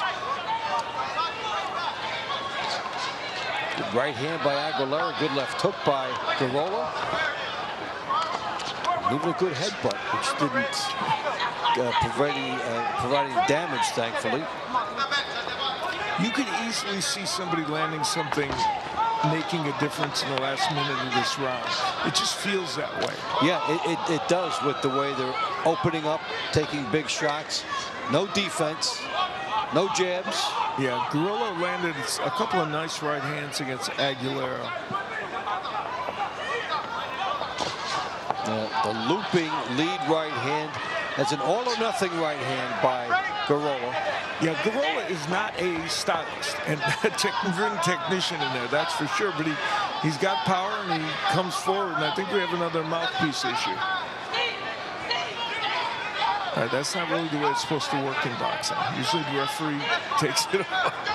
They're giving him some rookie rope and some latitude there. Good left hook to the body by Garola. He's bringing a spirit, bringing a good fight here. And there's that uppercut by Aguilera. He got Garola to walk right into it. You know, this was a fight in which Aguilera, who is a more skilled fighter in general, was not able to bring that into play. The point for the mouthpiece. Well, there's an unofficial by the referee that they think that you either shouldn't be doing it this much, or if they feel you did it deliberately, they have the ability to take a point. And it's rare to see a mouthpiece point deduction, but we have it here. There it goes again. I honestly think this is a situation where that mouthpiece is not fitted right for Garola. It's you almost get the idea the referee could be pointing that toward the corner. They do a better job setting this guy up next time. I'm not sure that he was doing it deliberately, or I just think sometimes they have mouthpieces that, you know, are not fitted right and are not good enough for the fighter, suited for him.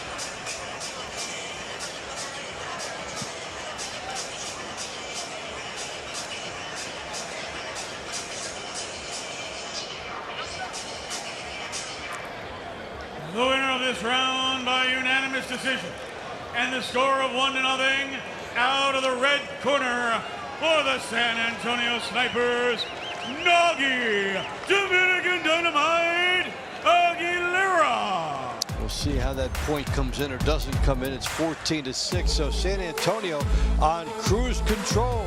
It was a tight battle before the middle rounds, but San Antonio dominates the middle. We'll be back with the money rounds next.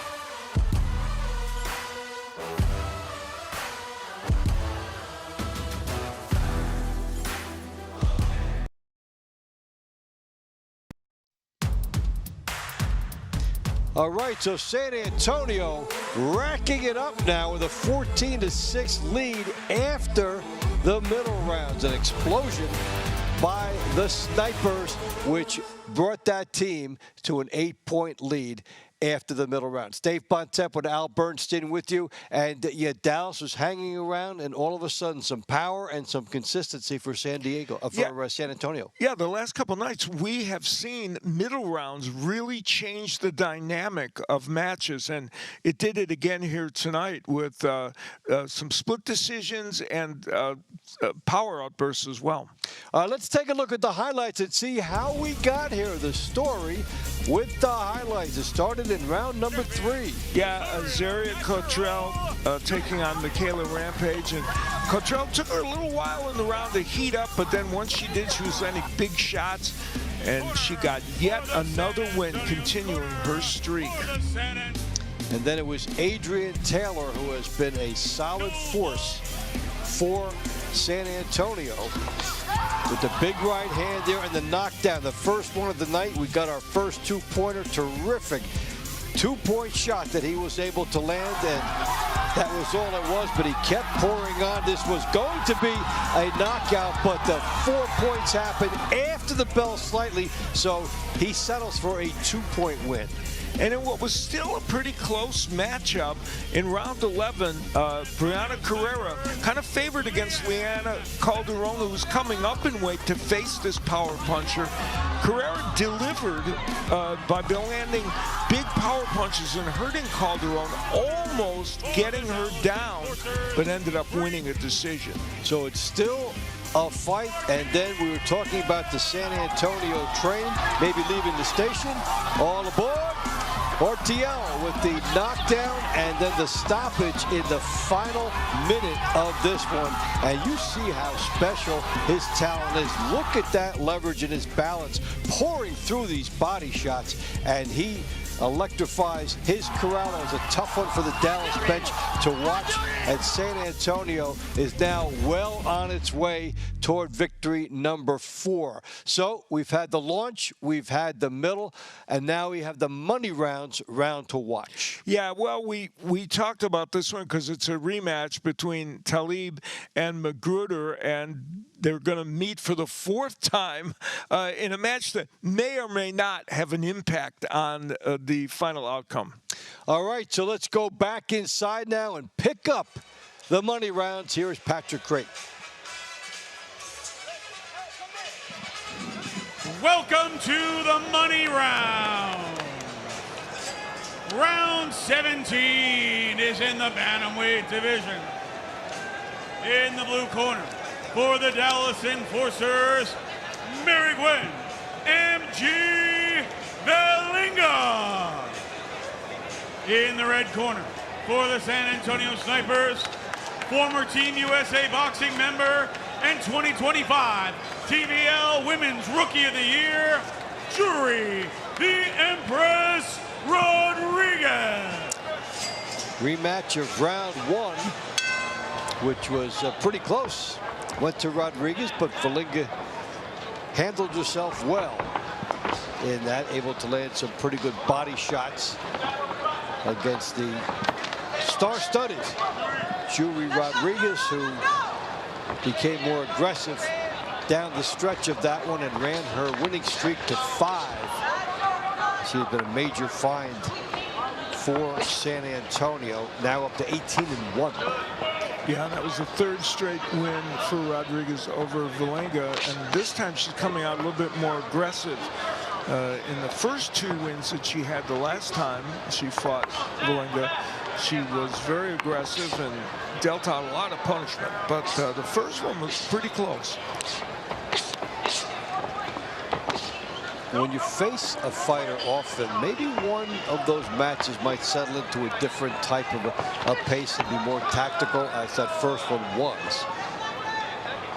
And they are more demonstrative here as Jury Rodriguez is closer to Belinga. Belinga's done a better job in these matches tonight of counter-punching a little bit, using enough lateral movement to give angles to Jury Rodriguez, and then have that right hand poised to sneak it in a little bit and make her think about attacking at least. And we're seeing more on the inside from Rodriguez in this fight. Yes. you can feel like she has more urgency to attack than she did in the first matchup. And maybe there's been a consultation with the coach in the middle, like, okay, hey, come back out next time. This is what I saw. Put it to use. And it's really intriguing. Two women who of vastly different ages, of 20-year age difference more, and they were both really excellent amateurs at different times.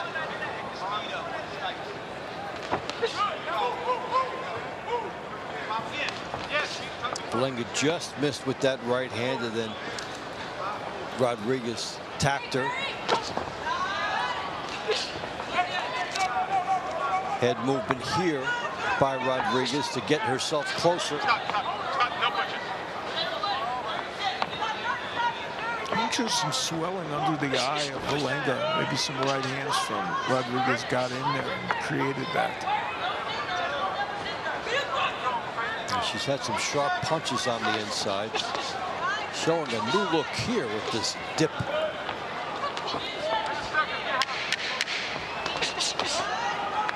So the adjustment, more so by Rodriguez. Villengha stayed firm with her counter punching, and both women did a good job here.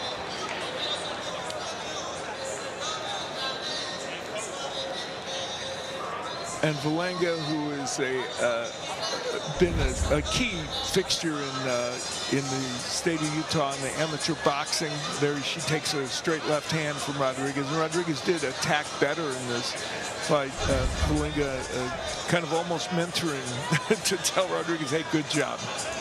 The winner of this round by unanimous decision, and the score of 1-0 out of the red corner for the San Antonio Snipers, Jury the Empress Rodriguez. San Antonio leads 15-6. Round 18 is in the lightweight division. In the blue corner, for the Dallas Enforcers, Malik Muller. In the red corner, for the San Antonio Snipers, Sebastian El Zacero Vasquez. Vasquez captured a decision in their first matchup. Let's see what adjustments we have in the rematch. Yeah, that was a little bit of an upset because Lark had beaten Vasquez twice in their previous encounter. And Vasquez came out very aggressive in this fight. This round is coming out just the opposite, moving and showing lateral movement to Lark.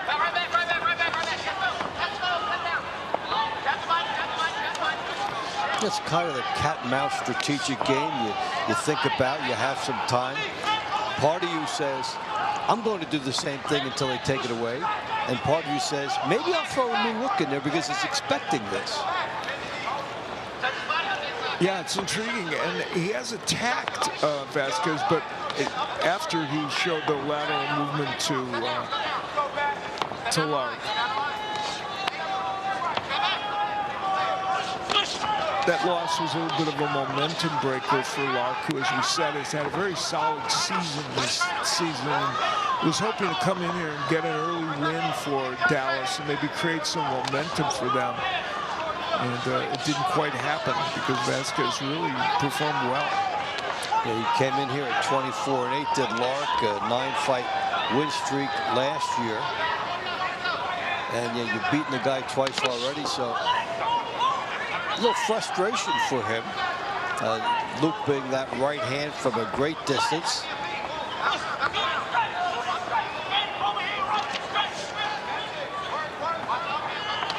Good right hand by Lark. Doing a little better work on the inside here with the big shots starting it out. Now Lark thinks he's got some opportunities.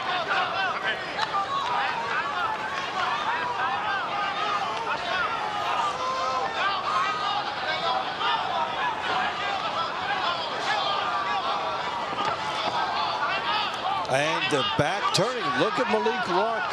Vasquez turned his head. He's lucky he did not get hit there. All of a sudden, it's Lark to Shark.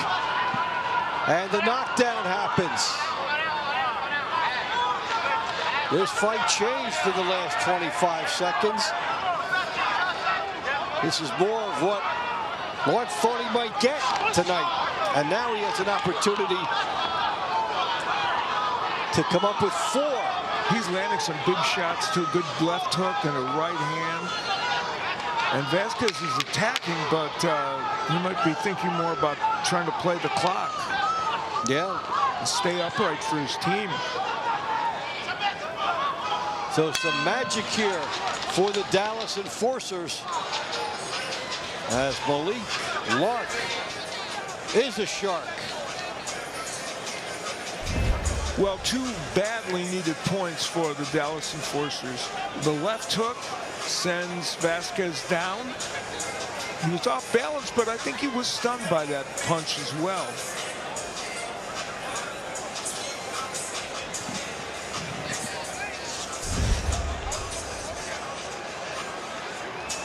The winner of this round by unanimous decision, and the score of 2-0 out of the blue corner for the Dallas Enforcers, Malik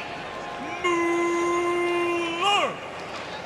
Malik Lark. San Antonio leads 15-8. Turns his night around, helps his team a little bit. Is in the middleweight division. In the blue corner for the Dallas Enforcers, Ray Alif Ali Talib Jr. In the red corner for the San Antonio Snipers, Tracy to die for Magruder.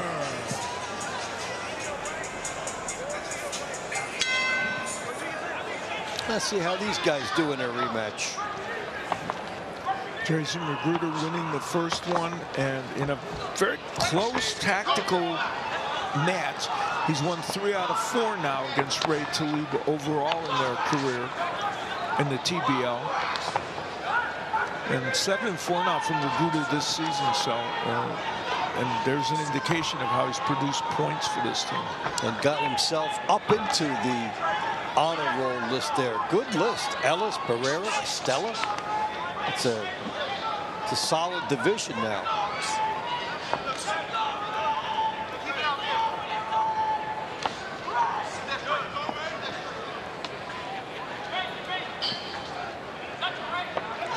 Get the southpaw style over here. The Dallas fighter. Yeah, Ray Talib is a very tactical fighter, and sometimes it serves him well, and other times it just doesn't. And he's not able to do enough offensively. Very good straight left hand by Talib, though. And there's a little right hook that gets in there.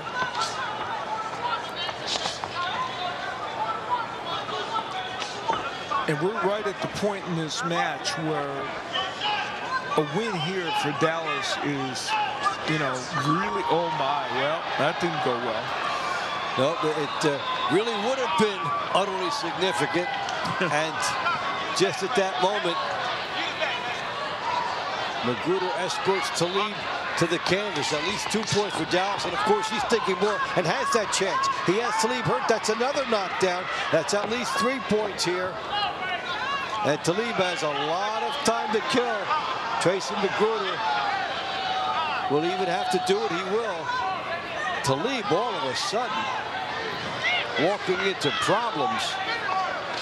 So that's 3 points. This is a classic way of moving towards 4 points when we take a look at we've shown you the graphics of the scoring. Talib getting aggressive to try and keep Magruder at bay. We'll see if that tactic works for him. Eats an uppercut. And Talib is not really a power puncher, but he lands a nice right hand there. But he wants to just keep himself in this fight. So already 3 points for San Antonio. This could stretch it out to at least a double-digit margin.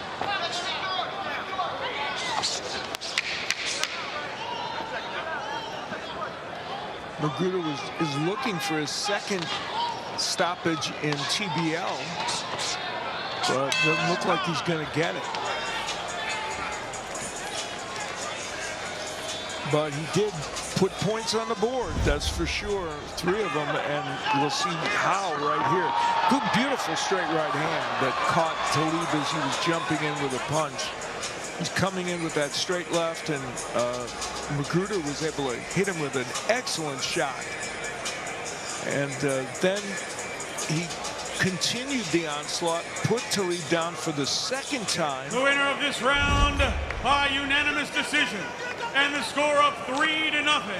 Out of the red corner for the San Antonio Snipers, Tracy to die for Magruder. Wait till the next time you see his name on the leaderboard as he shoots up with 3 here. Round 20 is in the heavyweight division. In the blue corner for the Dallas Enforcers, Steven Garola. In the red corner for the San Antonio Snipers, Nagi Dominican Dynamite Aguilera. All right, so a lot of matter of individual pride here for these fighters. Always auditioning for their coaches and to maintain a spot in the lineup. And a big question we have to ask, did they change the mouthpiece for Garola, which came out numerous times in the last time they boxed? Yeah, it was 3 points, and they announced that a point had been taken away, but then it did not get reflected on the scoreboard. Garola's being very aggressive, and he was in their previous match.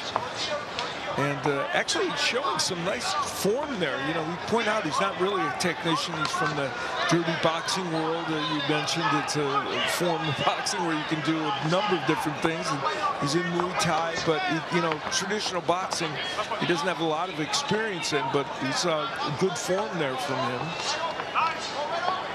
for a moment. Now, he was really giving Aguilera a scrap in their first fight, and the mouthpiece scenario distracted that. But he's come to fight.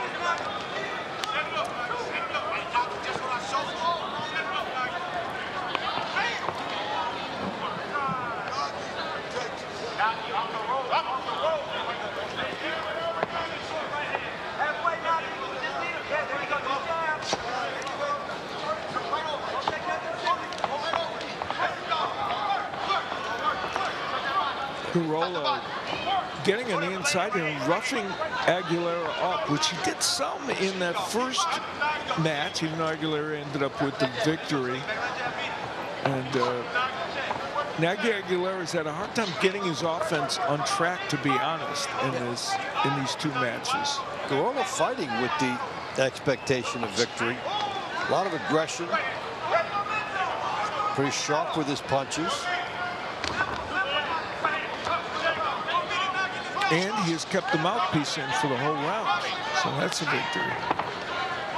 That rarely happens. It comes out 3 times in 1 round, and you know that's either tremendous fatigue or it doesn't fit. And he's even monkeying with the fiddling with it now. Well, I spoke too soon. Well, it's only 1 with 35 seconds to go. Maybe he should get the special over 2 fights. It's had 4.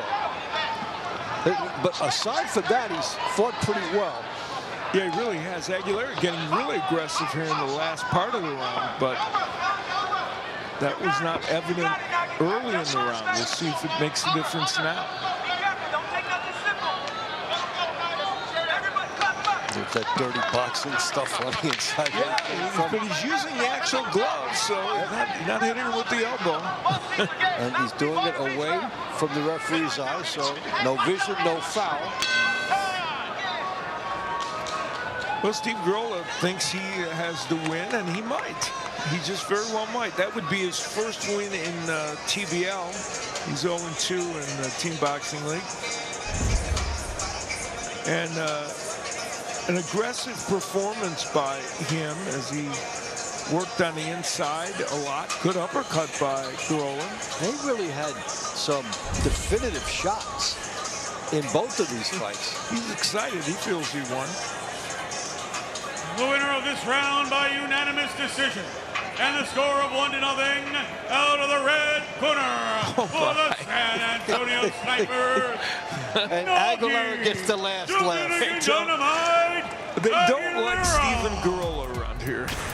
All right, so we had some explosiveness. First, Malik Lark in that round giving Dallas, and then it was Magruder giving 3 points to San Antonio. The Snipers are rolling. We'll be back in a moment with more.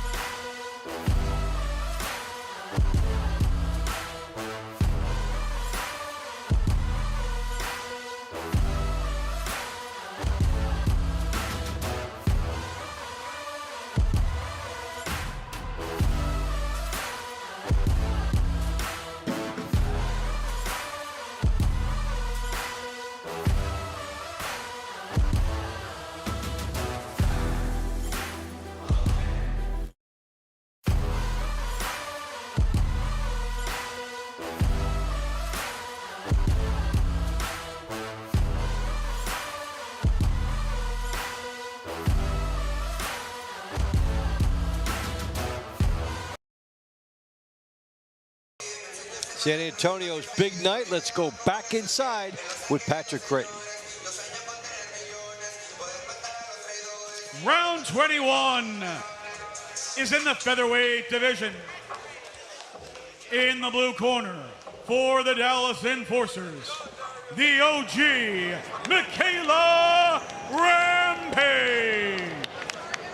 In the red corner for the San Antonio Snipers, 12-time national champion, Azaria, the Natural Control. All right, so this is why the fighters have to stay ready. This is a swing fight that they were going to use. Initially, it was deemed that they would just fight once, but with all the knockouts, they're back up there again for the rematch, and it was a very good outing the first time, and good adjustments in the final minute by Cottrell as you take a look at her stellar numbers. Yeah, moving to 11-1 in this league, and that, you know, that's really extraordinary. Only lost to Lizette Lopez, who of course is the top performer, and she has a win over Lopez on that night where she lost to her. So this division is going to provide for so many good moments the rest of the season and into the playoffs. And maybe the thing that will be surprising regarding Cottrell is her power, because she's got the range, the height, the reach, and she's got the chance to be a standard boxer. And yet we've seen the power in her left hooks in some of her fights, the snapping with the right hand. So, yeah, there she demonstrates it for you. And she scored a knockdown over Florencio Britos, who is a very good fighter and a very tough cookie. And she got a knockdown against her. And this is a good element of schooling for Cottrell to face the taller opponent. And we saw her take a while to find the solution in that first fight and then come out and try new things here. Yeah, and she has landed. She's found, you know, the left hook has been effective for her, kind of the overhand right as well. And she hasn't rushed it. She's looked for the right opportunities. She's a 19-year-old who doesn't fight like a 19-year-old. No, and well-schooled. As A.C. Bryant told me regarding seeing her at age 7, there were some intangibles he picked up at an early age. I don't know what a 7-year-old can show you, but he picked it up. Yeah, exactly. Nice right hand by Rampage. She's been trying to get that punch in. That was a pretty good one that landed, but didn't really have a huge impact on Cottrell. And there's that Cottrell hand speed set up by the foot movement of getting some positioning. And while we're going down the home stretch here, this will, for A.C. Bryant, he will double the win output over his team last year, which had 2 wins, and now will go up to 4 plus a draw. And in an 8-win season, a 2-win, or at least a 2-win improvement is significant. Yeah, absolutely.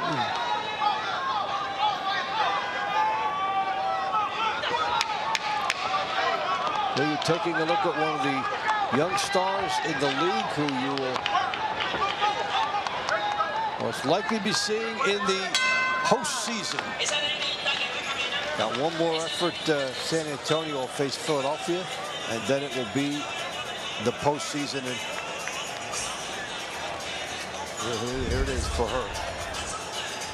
Yeah, she was able to absorb that right hand from Rampage, and not even, she acted like she didn't even feel it, which is pretty extraordinary. And she's going to probably get her 12th win of the season.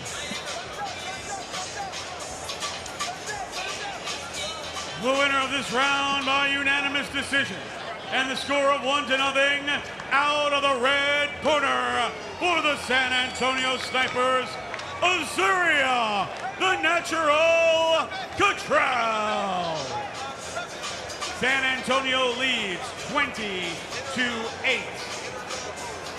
Round 22 is in the featherweight division.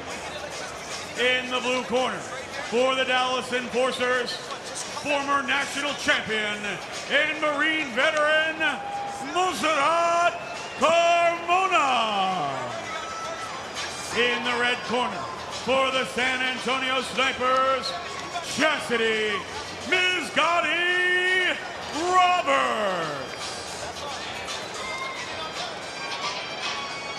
With this victory here, San Antonio will keep its spot. It wants to be in the top 4. 4-5 seeding would be a good place, so you can face a team close to your own ability. You don't have to go and face Philadelphia in the first round. So there's a lot, even though Dallas needed this win and will not get it, for San Antonio, playoff positioning with this league, very important. Yeah, absolutely. In their first match, Carmona did good work, but some of the nice showy right hands of Roberts ultimately ended up getting her the decision. We'll see whether that plays out again this time. Carmona had a 4-fight win streak that got stopped with that decision loss to Roberts, and for Roberts it was her second win of the season. Well, getting a chance to land the shots the judges saw and rewarded. Now, we haven't seen it create an adjustment in Carmona. She's still coming forward and trying to do what she did not get rewarded for the first time. Yeah, I mean, she doesn't have much of a choice because she's facing a big, taller fighter, and she has to come in and be aggressive and try to throw combinations, which is what she does.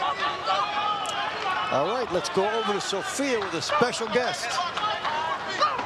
That's right. I am here with Jury Rodriguez now. Jury, before the night even started, you were 4-0. After rounds 1 and 7, you are now 6-0. You've been on Team USA. We are in a team setting. How important is it to have your teammates yelling and cheering you on, because the scores were just going up and down? So how important is it to have your team right there and showing you support? Well, first, I just want to say thank you to TBL, Team Boxing League, for bringing me here for the opportunity. But the atmosphere of the team is just amazing. To be able to have your teammates cheering for you, and you know, you just hear everybody's voices. It's just a fun experience. And I was chatting with your dad earlier on today, being Father's Day, and him having seen you from your journey from the beginning to where you are now. How special is it to be celebrating a great night of boxing on Father's Day? It's everything. I'm so thankful to even just be here with my dad. Every day is a blessing. I'm glad I'm able to have my dad here with me, you know, in the ringside with me. I'm just super blessed, and I'm happy to have this day with him on Father's Day. I mean, he loves boxing. I love it, you know. Thank you, Jury. Back to you guys. Okay, final seconds, Carmona and Roberts. Well, this round has gone much like the first one. Roberts landing nice right hands and Carmona landing some combinations. So we'll see if it plays out exactly the same way in the judges' scorecards. Hey, what's interesting is you lose a decision when you think you've done well, and we've seen fighters come out, sometimes adjust their style, thinking they have to show the judges something else. But Carmona just doubled down on what that had been for her. Yeah, she tried it. There she is, throwing combinations, some getting through. And then Roberts, you know, landing those, there's a short right hand that she got in, and she was landing some good counter punches, and she thinks she won this fight, Chastity Roberts, that's for sure. Well, she started the celebration early.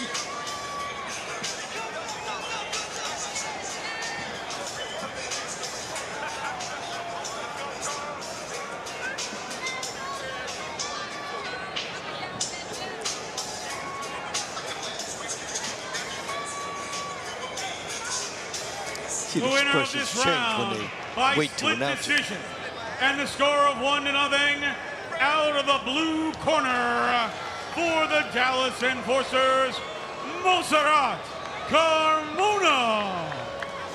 Well, yeah, I think that's a good call. They rewarded her for that body work. San Antonio leads 20-9. Round 23 is in the welterweight division. In the blue corner for the Dallas Enforcers, Deontay Nixon 5 Brown. In the red corner for the San Antonio Snipers, he is the current NABA champion, Charles BBA Garner. All right, Deontay Brown with a win over Charles Garner and a good scrap earlier on, way back earlier in the night. Yeah, and that's the first time Brown has beaten Garner. Garner was 2-0 in their TBL career, and so Deontay Brown was able to break through against him. And at that time, it looked like it was a good strategic win for Dallas, but that was not to continue. Well, that was Dallas' second point of the night, kept them within 3-2. Dallas was right there at the end of the launch rounds. And then the San Antonio depth and talent in this matchup took over. Yeah, the win by Frank Nchukwu, you know, at the end of that, the launch rounds looked like it was going to give Dallas a little momentum, maybe. Yeah, because that was you know, one of those fights where it was considered a bonus, you know, going in if we get that one, and they did get it. We see teams have so many ups and downs over the course of the season. Now, we saw San Antonio blown out by New York, and you're thinking, what's going on with the Snipers? Now they turn it around here, and a definitive team triumph. Yeah, that match against the Attitude was like getting hit with cold water for San Antonio, but they've shown the grit and resiliency to come back with a very good performance here tonight. Yeah, sure, you come with an eyelash of going 3-0 when you thought you had Vegas beaten, and then New York comes in here and does that. So very significant for the confidence of this team to not only win, but to win it like this. Yeah, and remember they had the draw with Houston and then that loss to New York. So this does turn their fortunes around, and for Dallas, obviously puts them further behind the 8 ball, but they have some opportunities still remaining for playoff hopes. Yeah, they were the one team that still had 3 bites of the apple left, and now down to 2. Garner's had a good round here, I think, better than the first round he had that Brown ended up getting the close decision, a split decision, in fact. But we'll see. Charles Garner's always very demonstrative in the ring, and he's showing us that again. Yeah, he's more accurate than in the first fight. Yes, definitely. And he feels it. He thinks he's back on the winning track. He's had a good season. He was 5-2, now 5-3, but could be 6-3.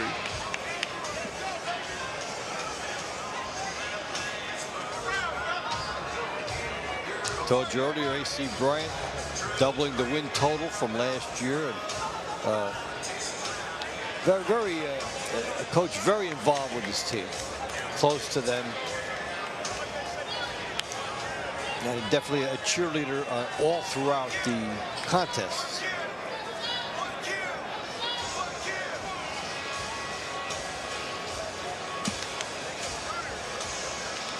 The winner of this round by split decision and the score of 1-0 out of the red corner for the San Antonio Snipers, Charles PBA Garner. It's a happy Father's Day at the end, so emotional triumph for him. Is a no contest. The round is forfeited by San Antonio. Dallas is awarded the round 4-0. Your final score this evening, San Antonio 21, Dallas 13. We'll be back with your stars of the night next. All right, so San Antonio stamps the victory and makes it even better for its playoff positioning, 21-13. We'll be back for the honor rolls after this.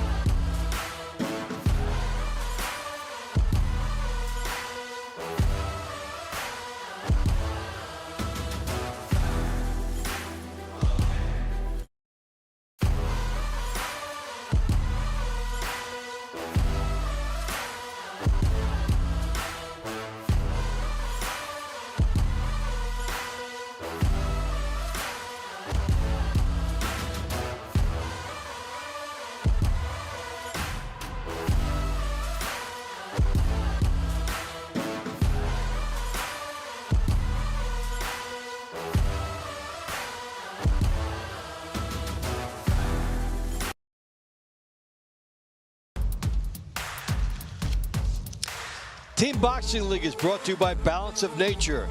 In boxing, consistency beats intensity. Balance of Nature supplements help you stay consistent with ingredients of whole foods you can easily slot into your daily routine. Go to balanceofnature.com, use code TEAM, and start today. And you're wondering, what is the Balance of Nature star of the fight? Well, it's probably the most explosive punch we saw tonight. Yeah, Obed Bartiel in round 14 came back to the San Antonio Snipers tonight, and boy, he put a licking on Tion Taylor. Great power punching, great hand speed. He proves his record of 4-0 this season and just dominates with a 4-point victory. Tremendous effort by him. And so the San Antonio team may be saying, look out for us. Let's go inside and get the honor roll. Fight fans, our final this evening, the San Antonio Snipers 21, the Dallas Enforcers 13. It's time for our 3 stars of the evening. Our 3rd star from the Dallas Enforcers, Brianna Carrera.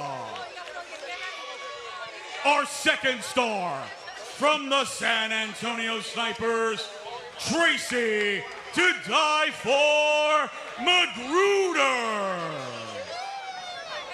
And our balance of nature first star of the evening from the San Antonio Snipers, Obed Radar Bartiel.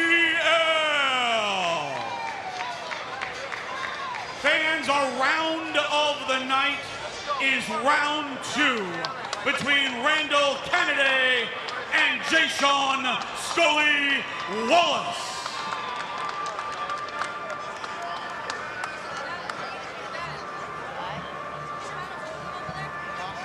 Coach JC, we got to talk before the night started. You had excitement for the team. You guys came out on top. How good would it feel here at home? Listen, it feels really, really good to do what we're destined to do. Hey, just for anybody to know, if you was counting us out, you must not know how to count. San Antonio Snipers 2026 Mega Brawl winners. Thanks, Coach. All right, Tracy. Now, you faced your opponent not only in round 13, but 19. When you faced him in 13, did you think, hey, maybe I can get that knockout in the 19th round? Or was it something that you found the opportunity and took advantage of it? It was the first option. Nah, I knew I was going to get him the second round. It was like a little strategy to acquire more points. So, you know, we got maximum points out that bout. Congrats on the win. All right, Obed. 4 points.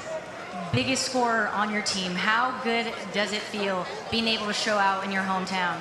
It's amazing. First, I just want to thank God for allowing me to be back here today. I had to take a leave of absence to handle some personal life stuff, but to come home and shut it down from my city, that's just the best way to do it. You mentioned dealing with personal stuff. How important is it to have a team that backs you up and is there for you inside the ring and outside the ring? It's everything to me.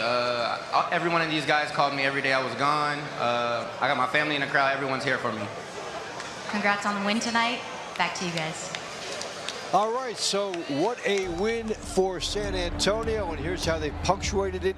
Rounds 18 and rounds 19 on a big night for the Snipers. Yeah, Malik Clark, who had lost the first time against Vasquez, the second time showed his power, knocked him down, got a 2-point win. So a brief moment of joy for Dallas, and then that is taken away by Magruder with the big shot here, and he would load up a few points for Dallas. For San Antonio getting 3 points there on way to the big night. The Snipers get win number 4. Take a look at the standings now. San Antonio in that 4th spot. Got that red asterisk, guaranteed 4-2-1, and you see who's on the bubble. You saw Atlanta come back, and you see Dallas with work to do, Nashville and Boston, making sure they don't look too far over their shoulders. Well, you know, we've seen a lot of different performances through the years, and this was a very good one all the way through for San Antonio. It really was, and you made a very key point earlier that by them going a long way towards securing maybe the 4th spot where you're playing number 5 instead of playing one of those top teams like Philadelphia or Miami or Las Vegas, performing against them at the beginning. You've gone a long way toward helping yourself, and this win does that. Yeah, there's a lot of emotion involved in these contests when you have a big night. And I'm thinking now for San Antonio, hey, look what Bartiel did. You know, you're saying, look at us, look at Cottrell, look at Jury Rodriguez. We're getting all of our people together, and you could see the A.C. Bryant oozing with confidence about what this team might be able to do. Absolutely, and people like Andre Taylor continuing his amazing season. And, yeah, you know, when we look at these top teams where we've been looking at, like Las Vegas and Miami and Philadelphia, the repeated thing is that they've had a consistent roster that has produced and continued. That's kind of the way San Antonio is starting to develop. They got Bartiel back. They got Jury Rodriguez back. You know, and she's going to continue with them on the run to the playoffs. They're going to put together a roster here that's going to be kind of consistent. You know, we see a lot of mid-pack parity, and there are teams who say, oh, they're going to have some big nights. They're in the middle. But San Antonio making a point to say, you know, maybe we're not the middle. We're in that top tier, and they're going to try to join Miami, Philadelphia, and, you know, the Vegas hustle. Well, if you listen to A.C. Bryant, I'd say he was very definitive about the idea that they are not in the middle of the pack and that they belong in the upper echelon of the league. And I think they are kind of demonstrating that. I think so, with 4 wins and almost 5. So let's take a look now at what we've got coming ahead. We've got Miami and Nashville. We've got Los Angeles and Houston in the next TBL, and Vegas and Phoenix will wrap it up. What a night we had here tonight as the San Antonio team gets past Dallas 21-13. A.C. Bryant loving every minute of it. So thanks for joining us. For Al Bernstein, for Sophia, and for Jason Moon, and for Clark Rowe, and for our great staff here at Team Boxing League, this is Dave Bontempo saying, we'll see you soon.